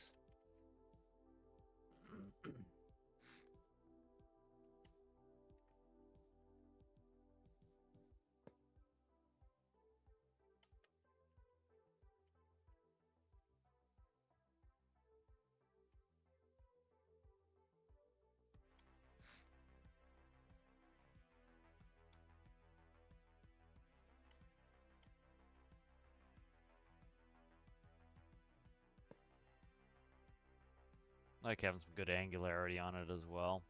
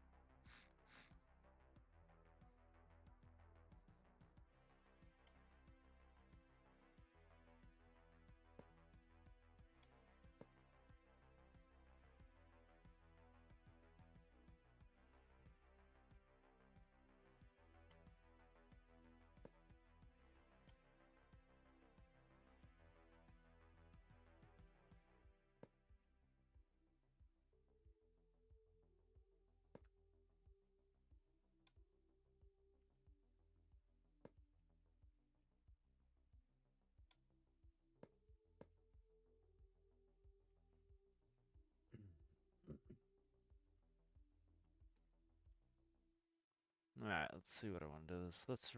Let's chat, let's see.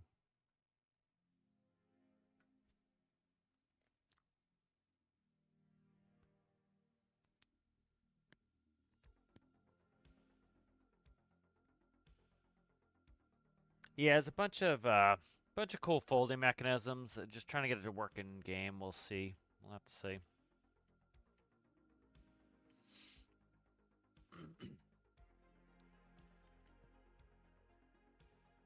I'm liking the new shape of this. Let's see if we can actually get a good usable space in here. I think what we'll do is a rear ramp for the door.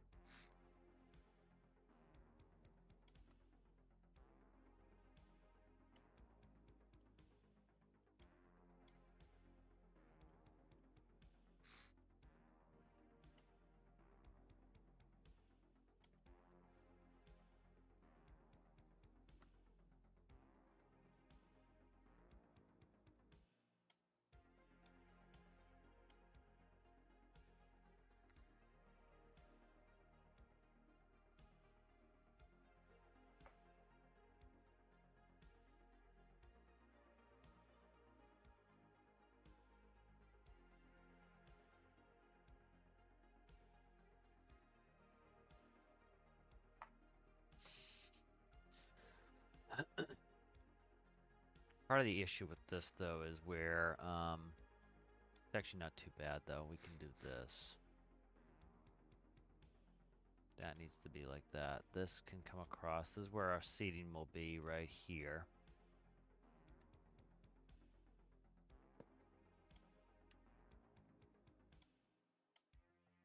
One of the reasons I widened it is this allows me to add double the seats.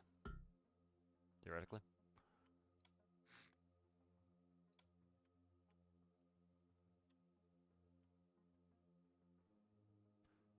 My not glad symmetry's on, huh? So that'll add for 6 seats, which is a good number. Again, I just made the pigeon. I don't want the pigeon to become useless to me, so by making something different, it allows me to still use older builds, you know?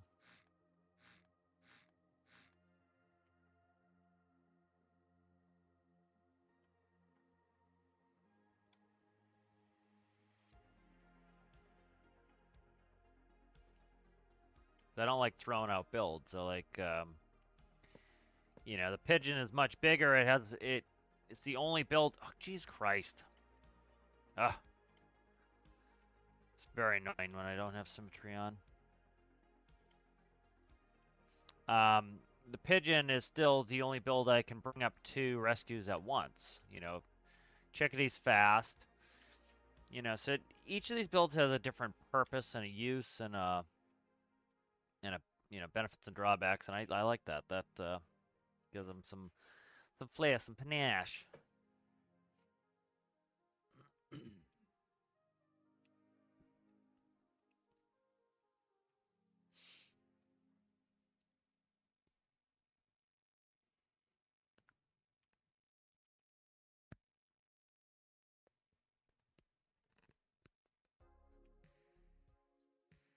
Now let's put this on the ground. Where are we? We're in the...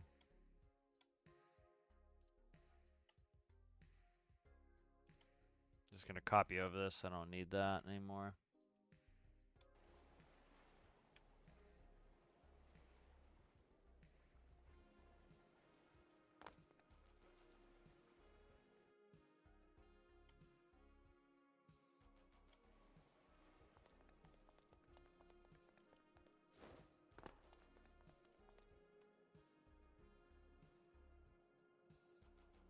Yeah, it feels good in here. This is good shape in here.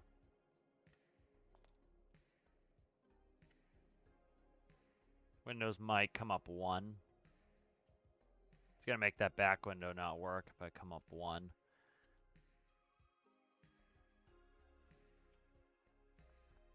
Most of the lighting, it's not really for looking out of. Kind of leave them where they're at.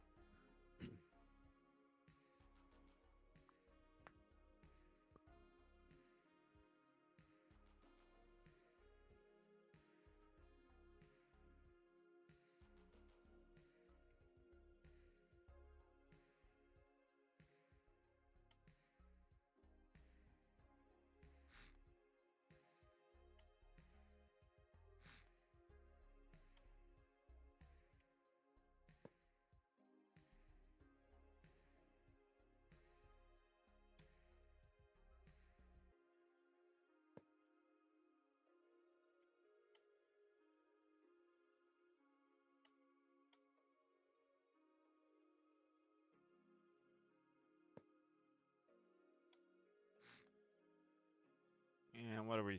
31 long, 29 wide, I believe. Let me double check my notes. 29 wide. So let's do a measure here.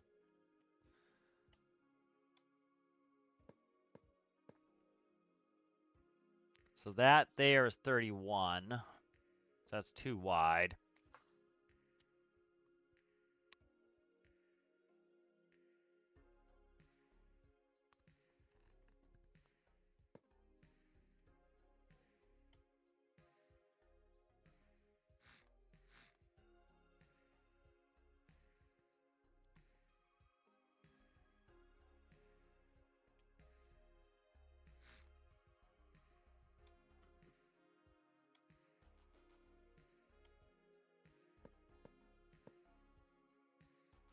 That there's 23.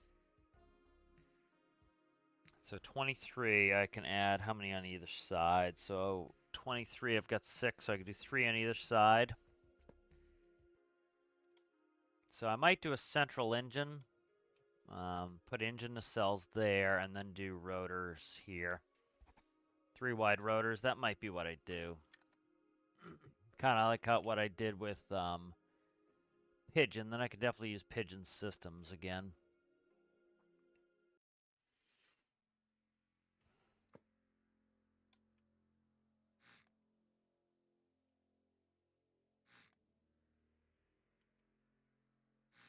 And Pigeon has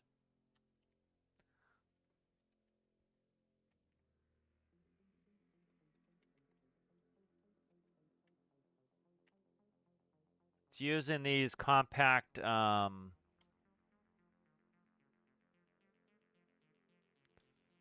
power pivots.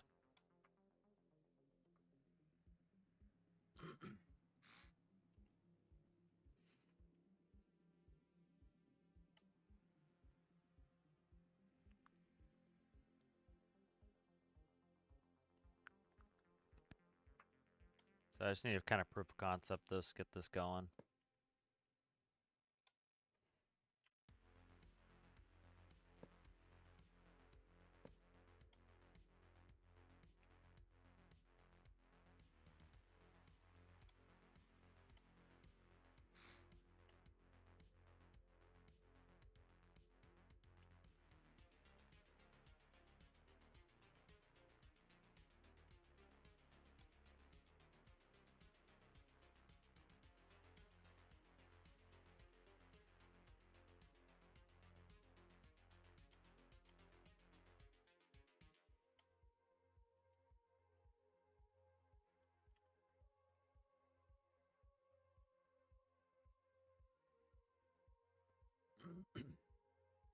Kind of thinking counter rotating would be neat.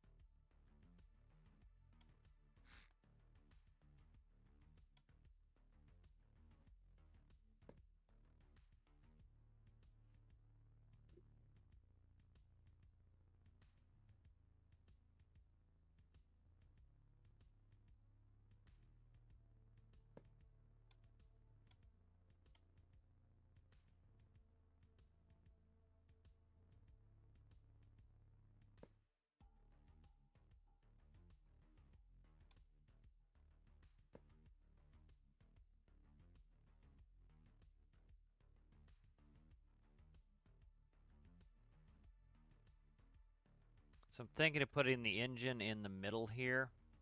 Let's count the blocks though. 1, 2, 3, 4, 5, 6, 7. 7's in there.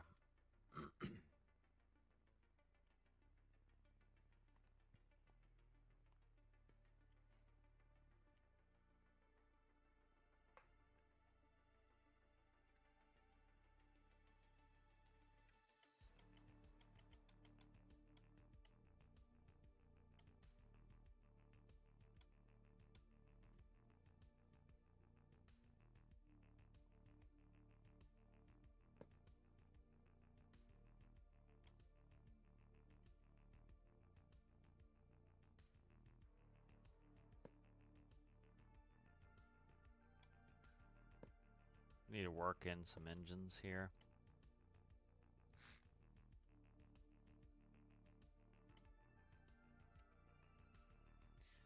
I'm thinking of doing one engine. We'll see.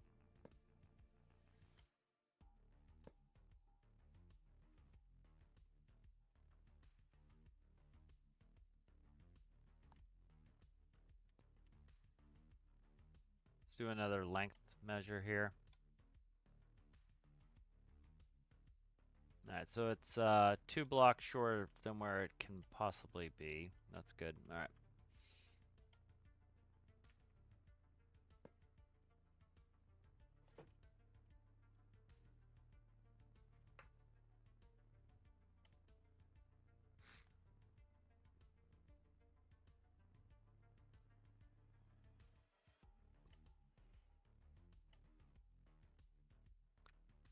Start working on a modular engine here.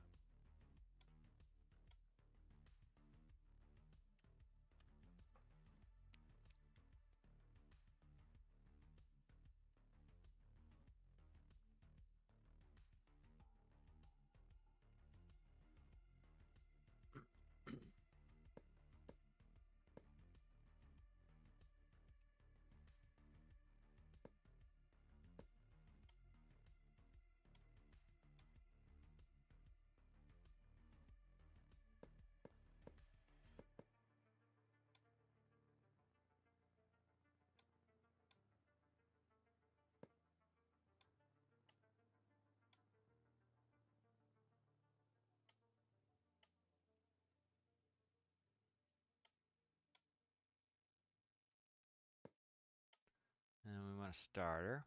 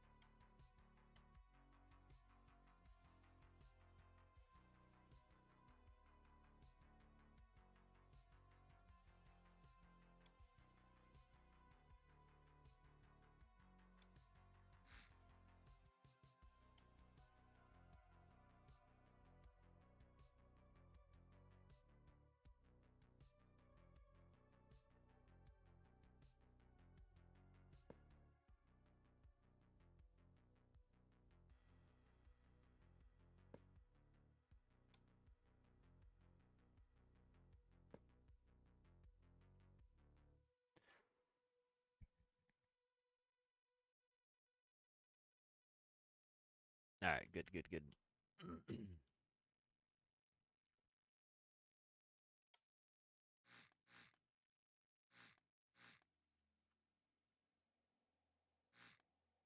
Oh, stop. Nobody meant to go that far.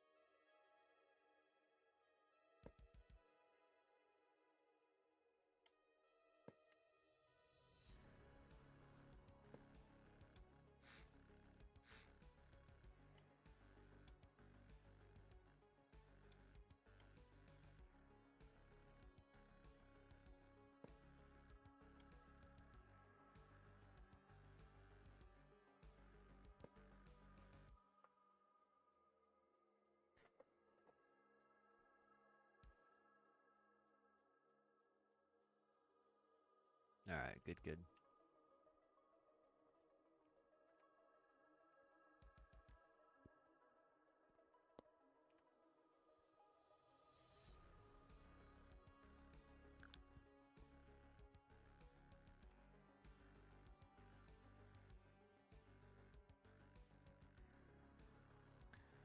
All right, let's start working on some of the elements we need here.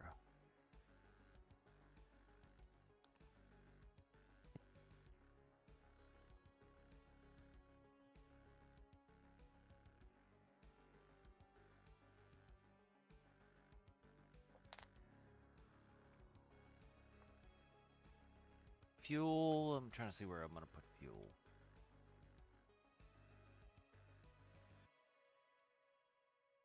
Don't have much floor space for fuel.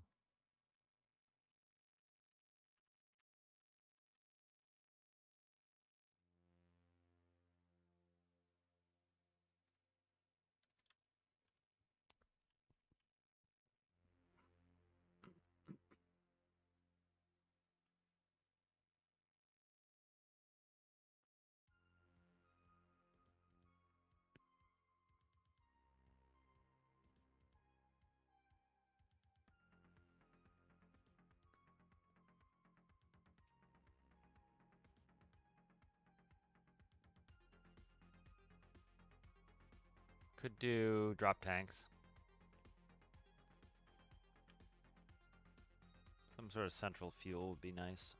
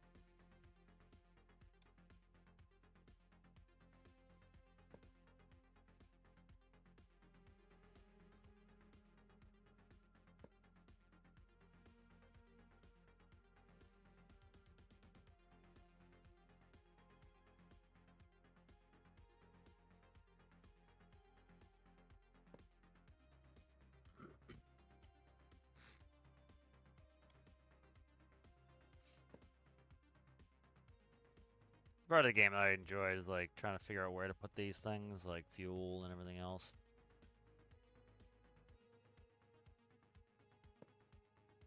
Makes it interesting. And then we should be able to do drop tanks. I like that with the pigeon.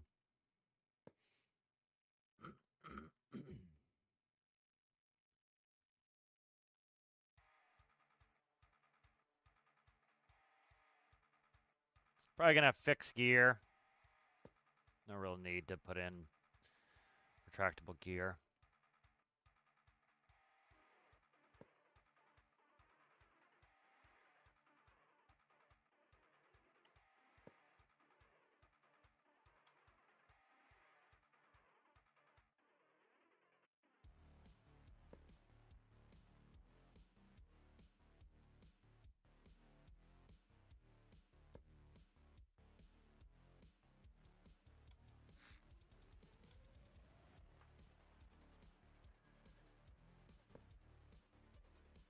That looks pretty good.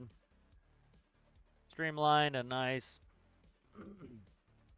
Should hold a good bit of fuel in there.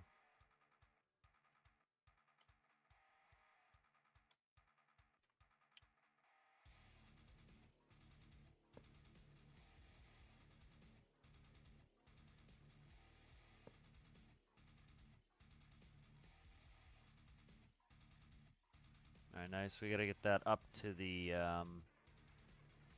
engines. Engine.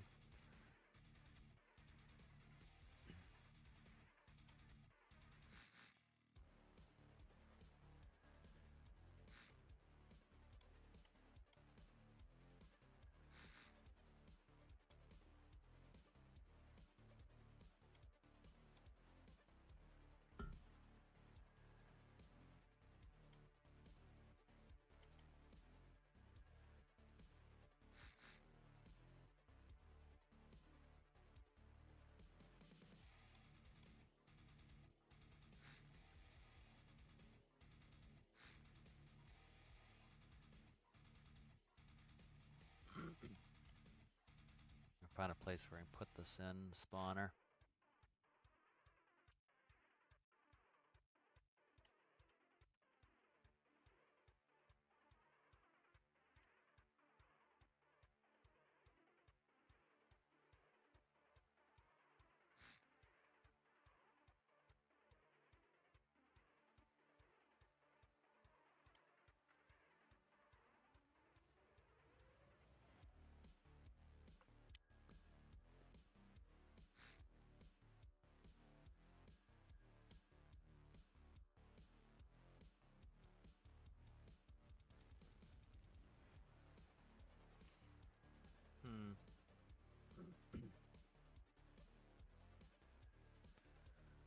It's a little bit short, is the problem.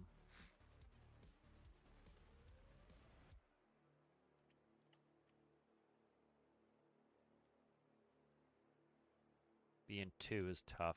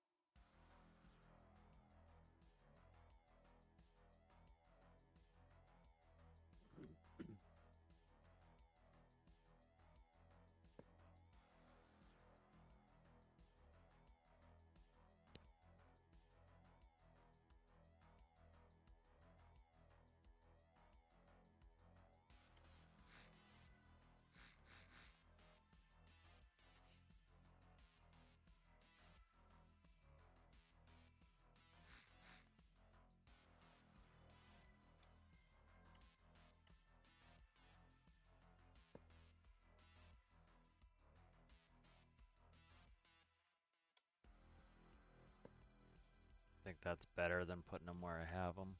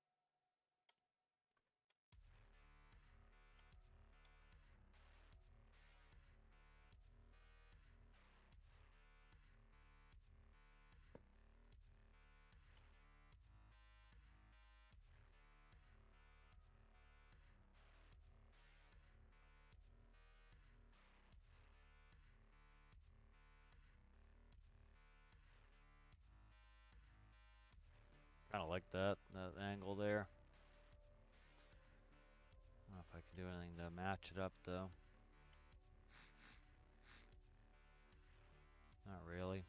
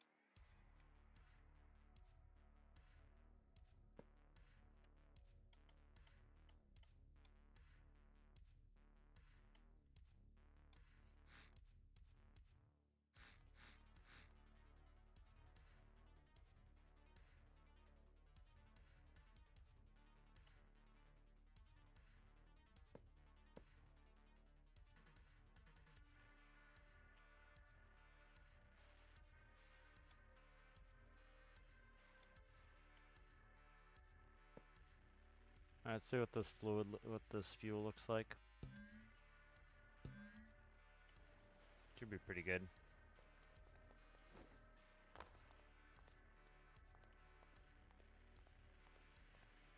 Yeah, 578, that's huge for a plane this size, for a vehicle this size.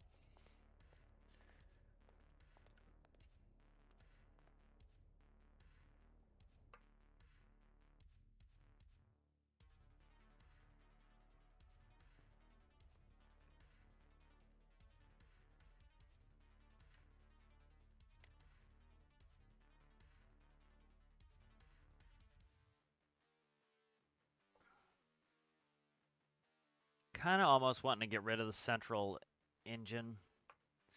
I don't like this section of it here very much, but we'll see. I don't want to get too grouchy with it right now.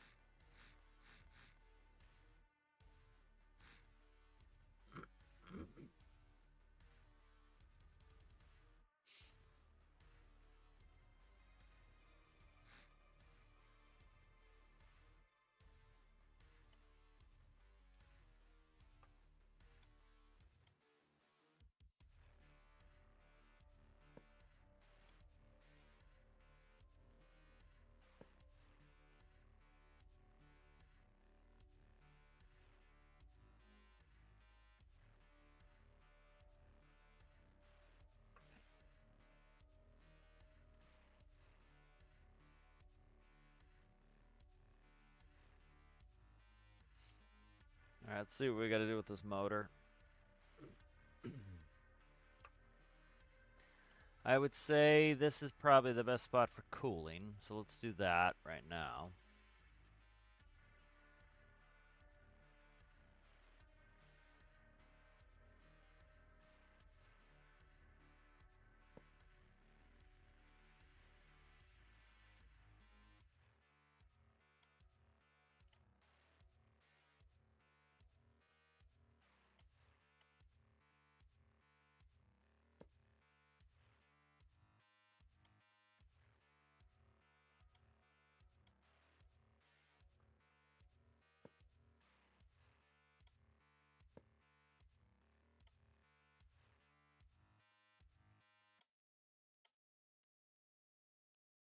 So that's the best spot for cooling, I'd say.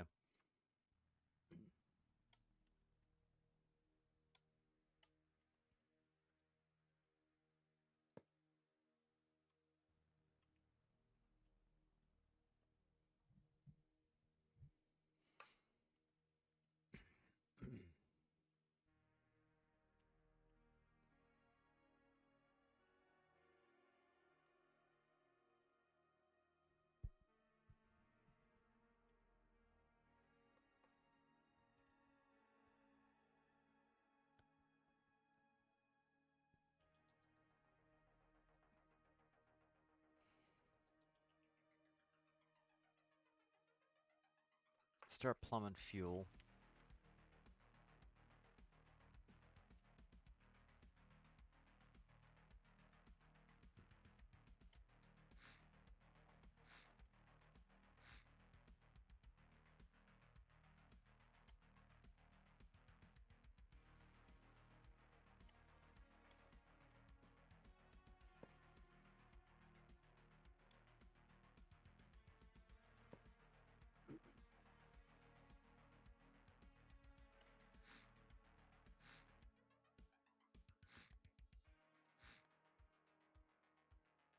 And that goes right there.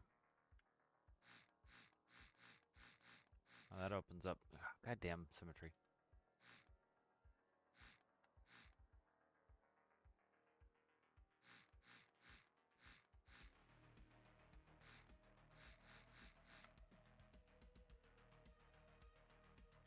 Symmetry is the bane of my existence 90% of the time, I think.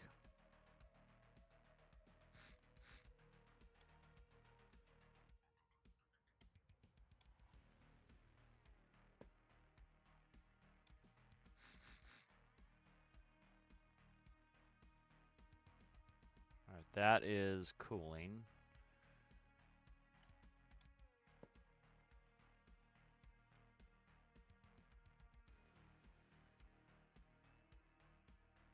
That's torque connection there. Torque connection, this will be fuel here.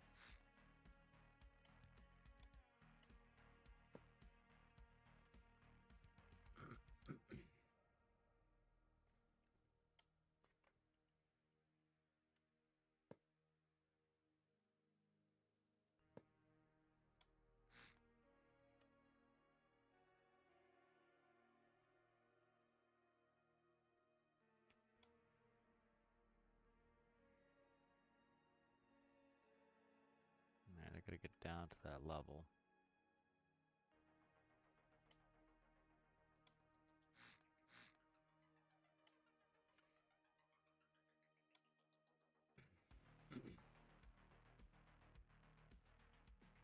You do exposed would be fun. Give it a little bit of a interesting mechanical element like this.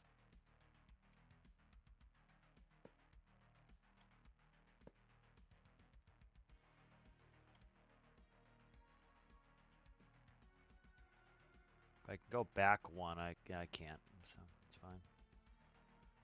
And the stuff we can reroute later, but alright, so we got fuel in there.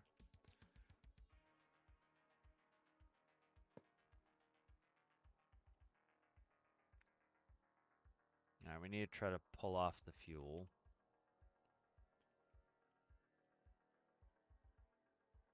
Which is where? Right here.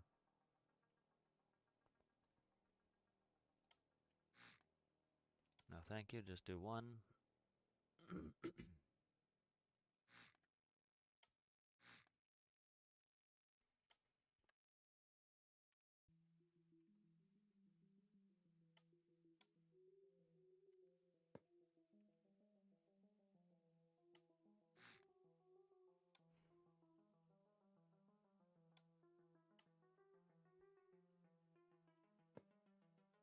And we'll do an XML block to cover that up.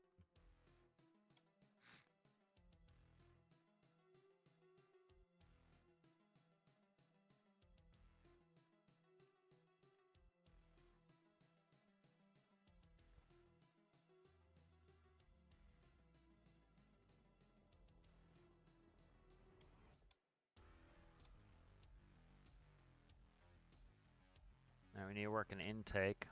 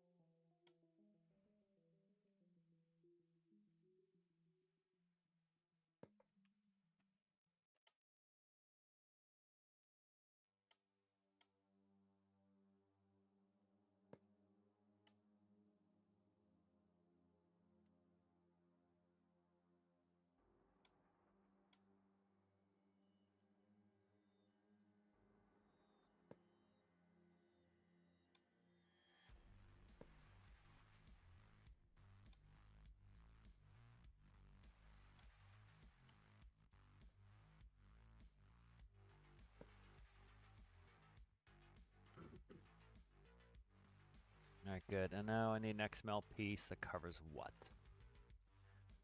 Six banger, something like that. Alright, let's see if I have one.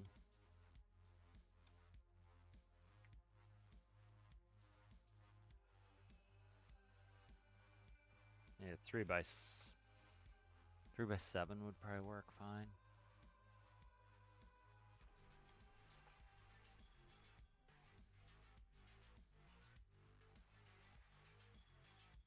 Yeah, right there, that works. All right.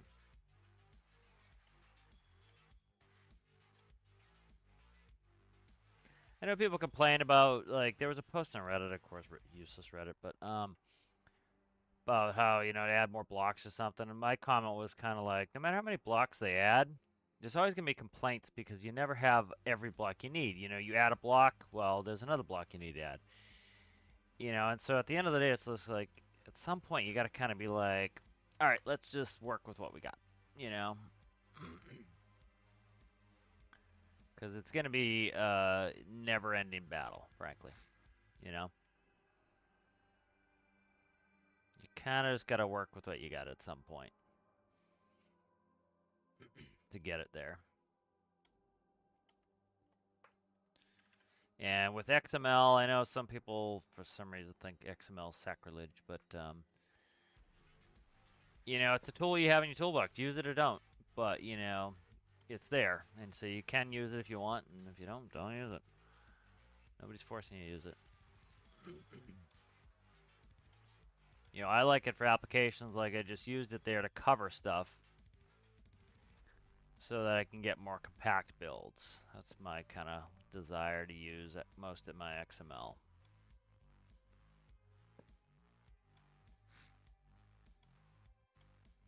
You know, and some people like to do it more extensively than others. It's personal preference, and makes you happy, do it.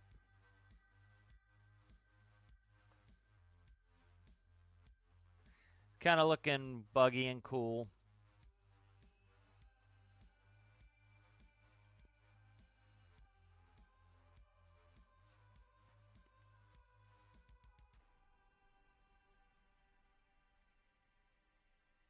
All right, so now what we're gonna do is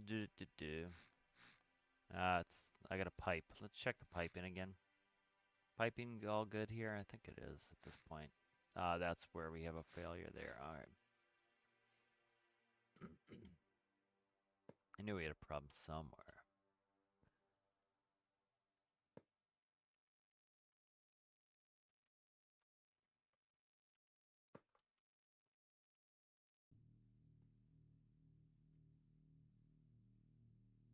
And then like for the XM, oh, stop, sucker.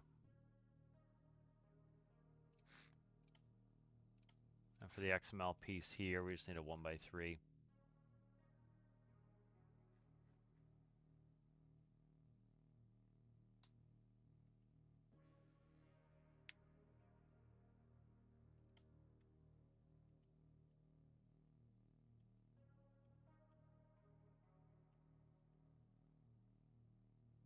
Yeah, so you can use these to hide stuff you don't want to see.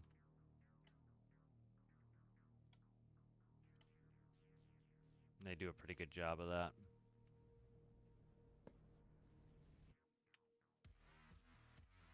It's a pretty good engine, pretty compact.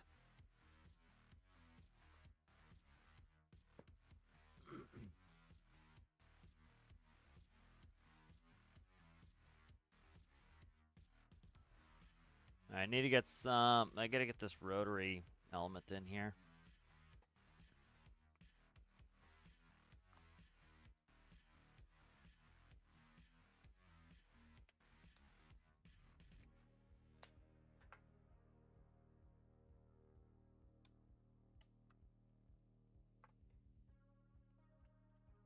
I want to hide it there is the problem.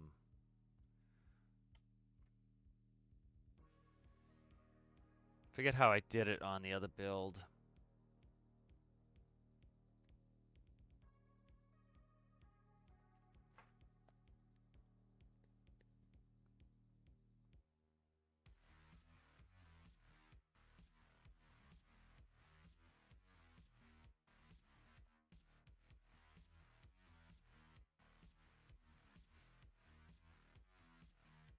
For now, I won't bother hiding it. I'll just make it functional. And then we'll try to hide it later.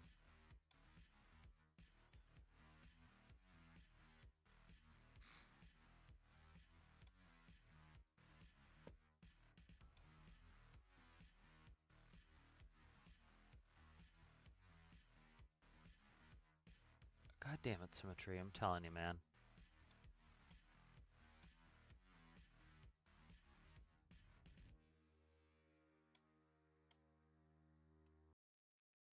Symmetry half the time is annoying.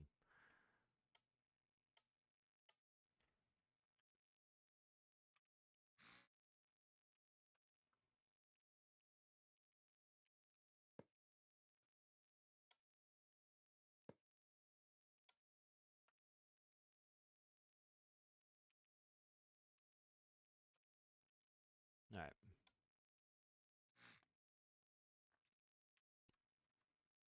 So that's make all the mechanics to make that work. Let's make sure these are all.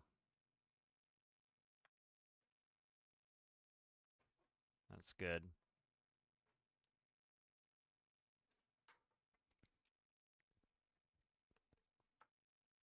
I should probably fix this for now.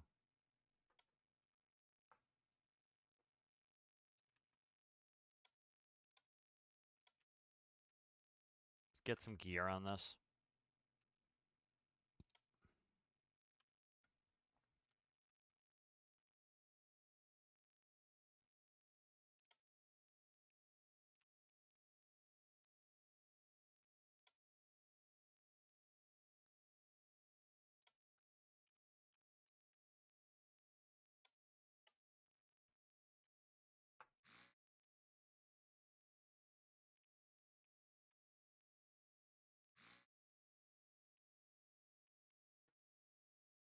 Not a huge. I'm not particularly. It's looking pretty goofy at the moment, but it's small. It's tough. Tough to make this look right when it's small like this.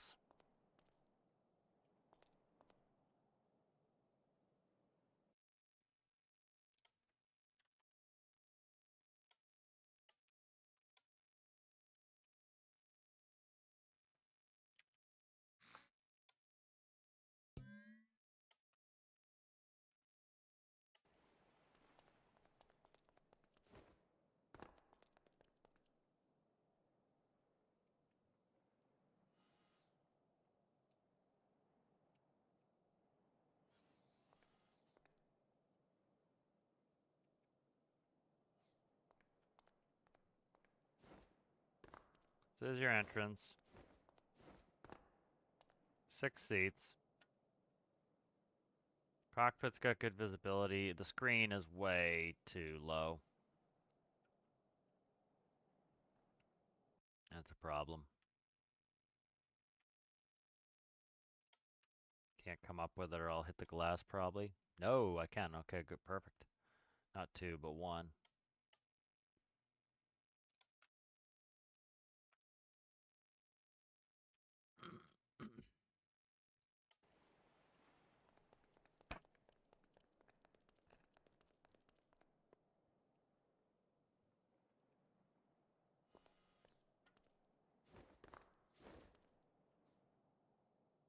I'm still too close to the monitor, so seat's got to come back 1. See if I can even do that. Yeah, we could do it. All right.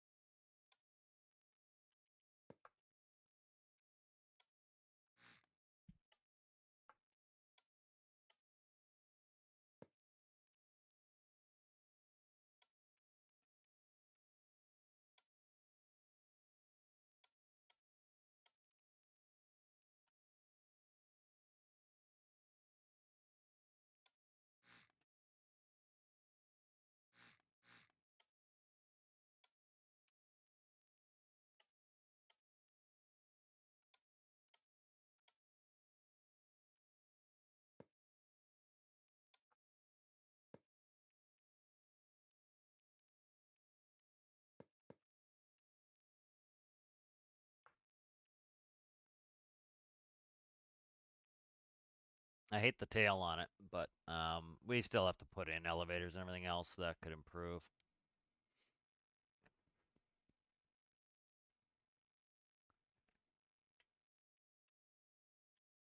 It's just very small amount of space I can really work with here.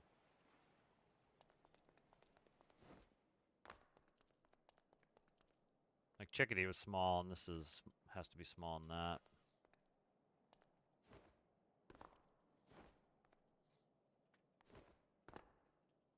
All right, that's good. That's good visibility there for me. All right, very good. So let's save this.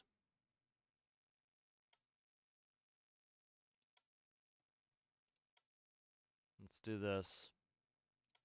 Push it forward. Grab the pigeon. The pigeon seems small, but it is not. Like, look at the difference in size between the pigeon and this.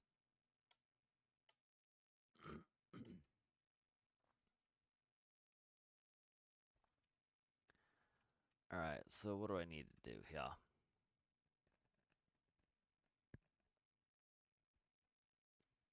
That's one of the panels.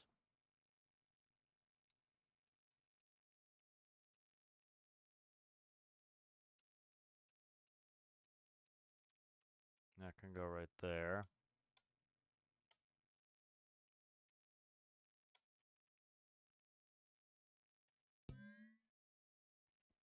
No battery in there yet.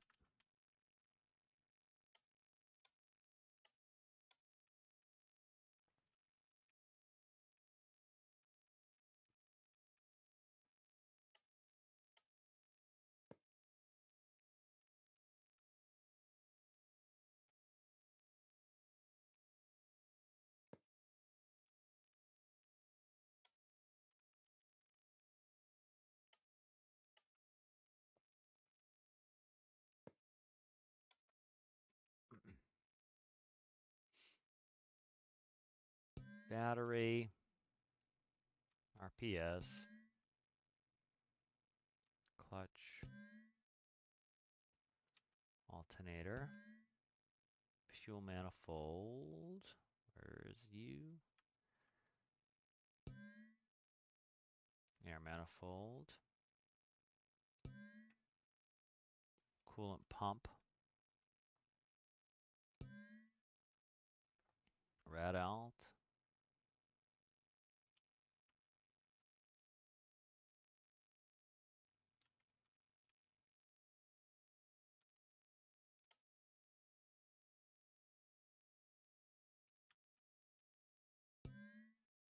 Need to put in a manifold piece. Did I make a section for that? Let's move this.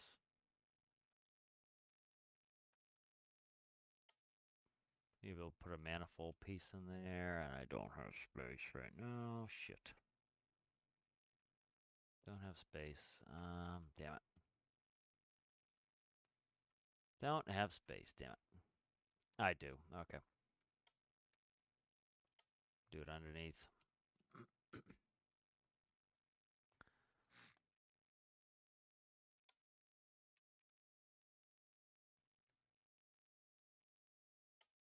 There's the, okay, that's right there. Let's do this.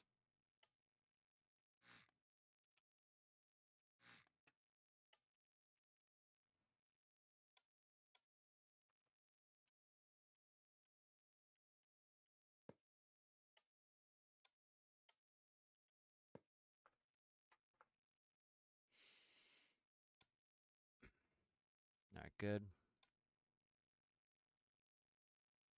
It's a lot of overhead panel that I don't think I'm going to fit in there.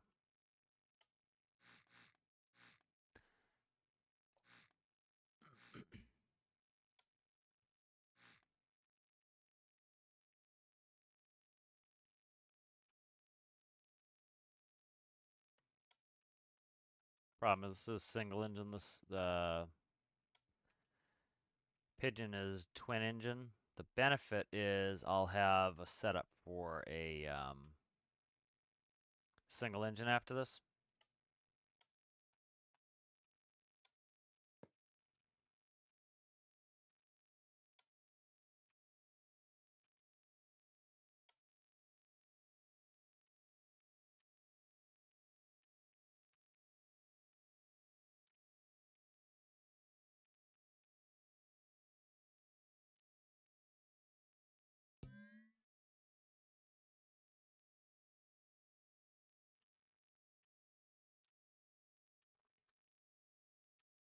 Right, that goes there, and then this goes down to what? Overhead panel fuel pass-through goes there now. Okay.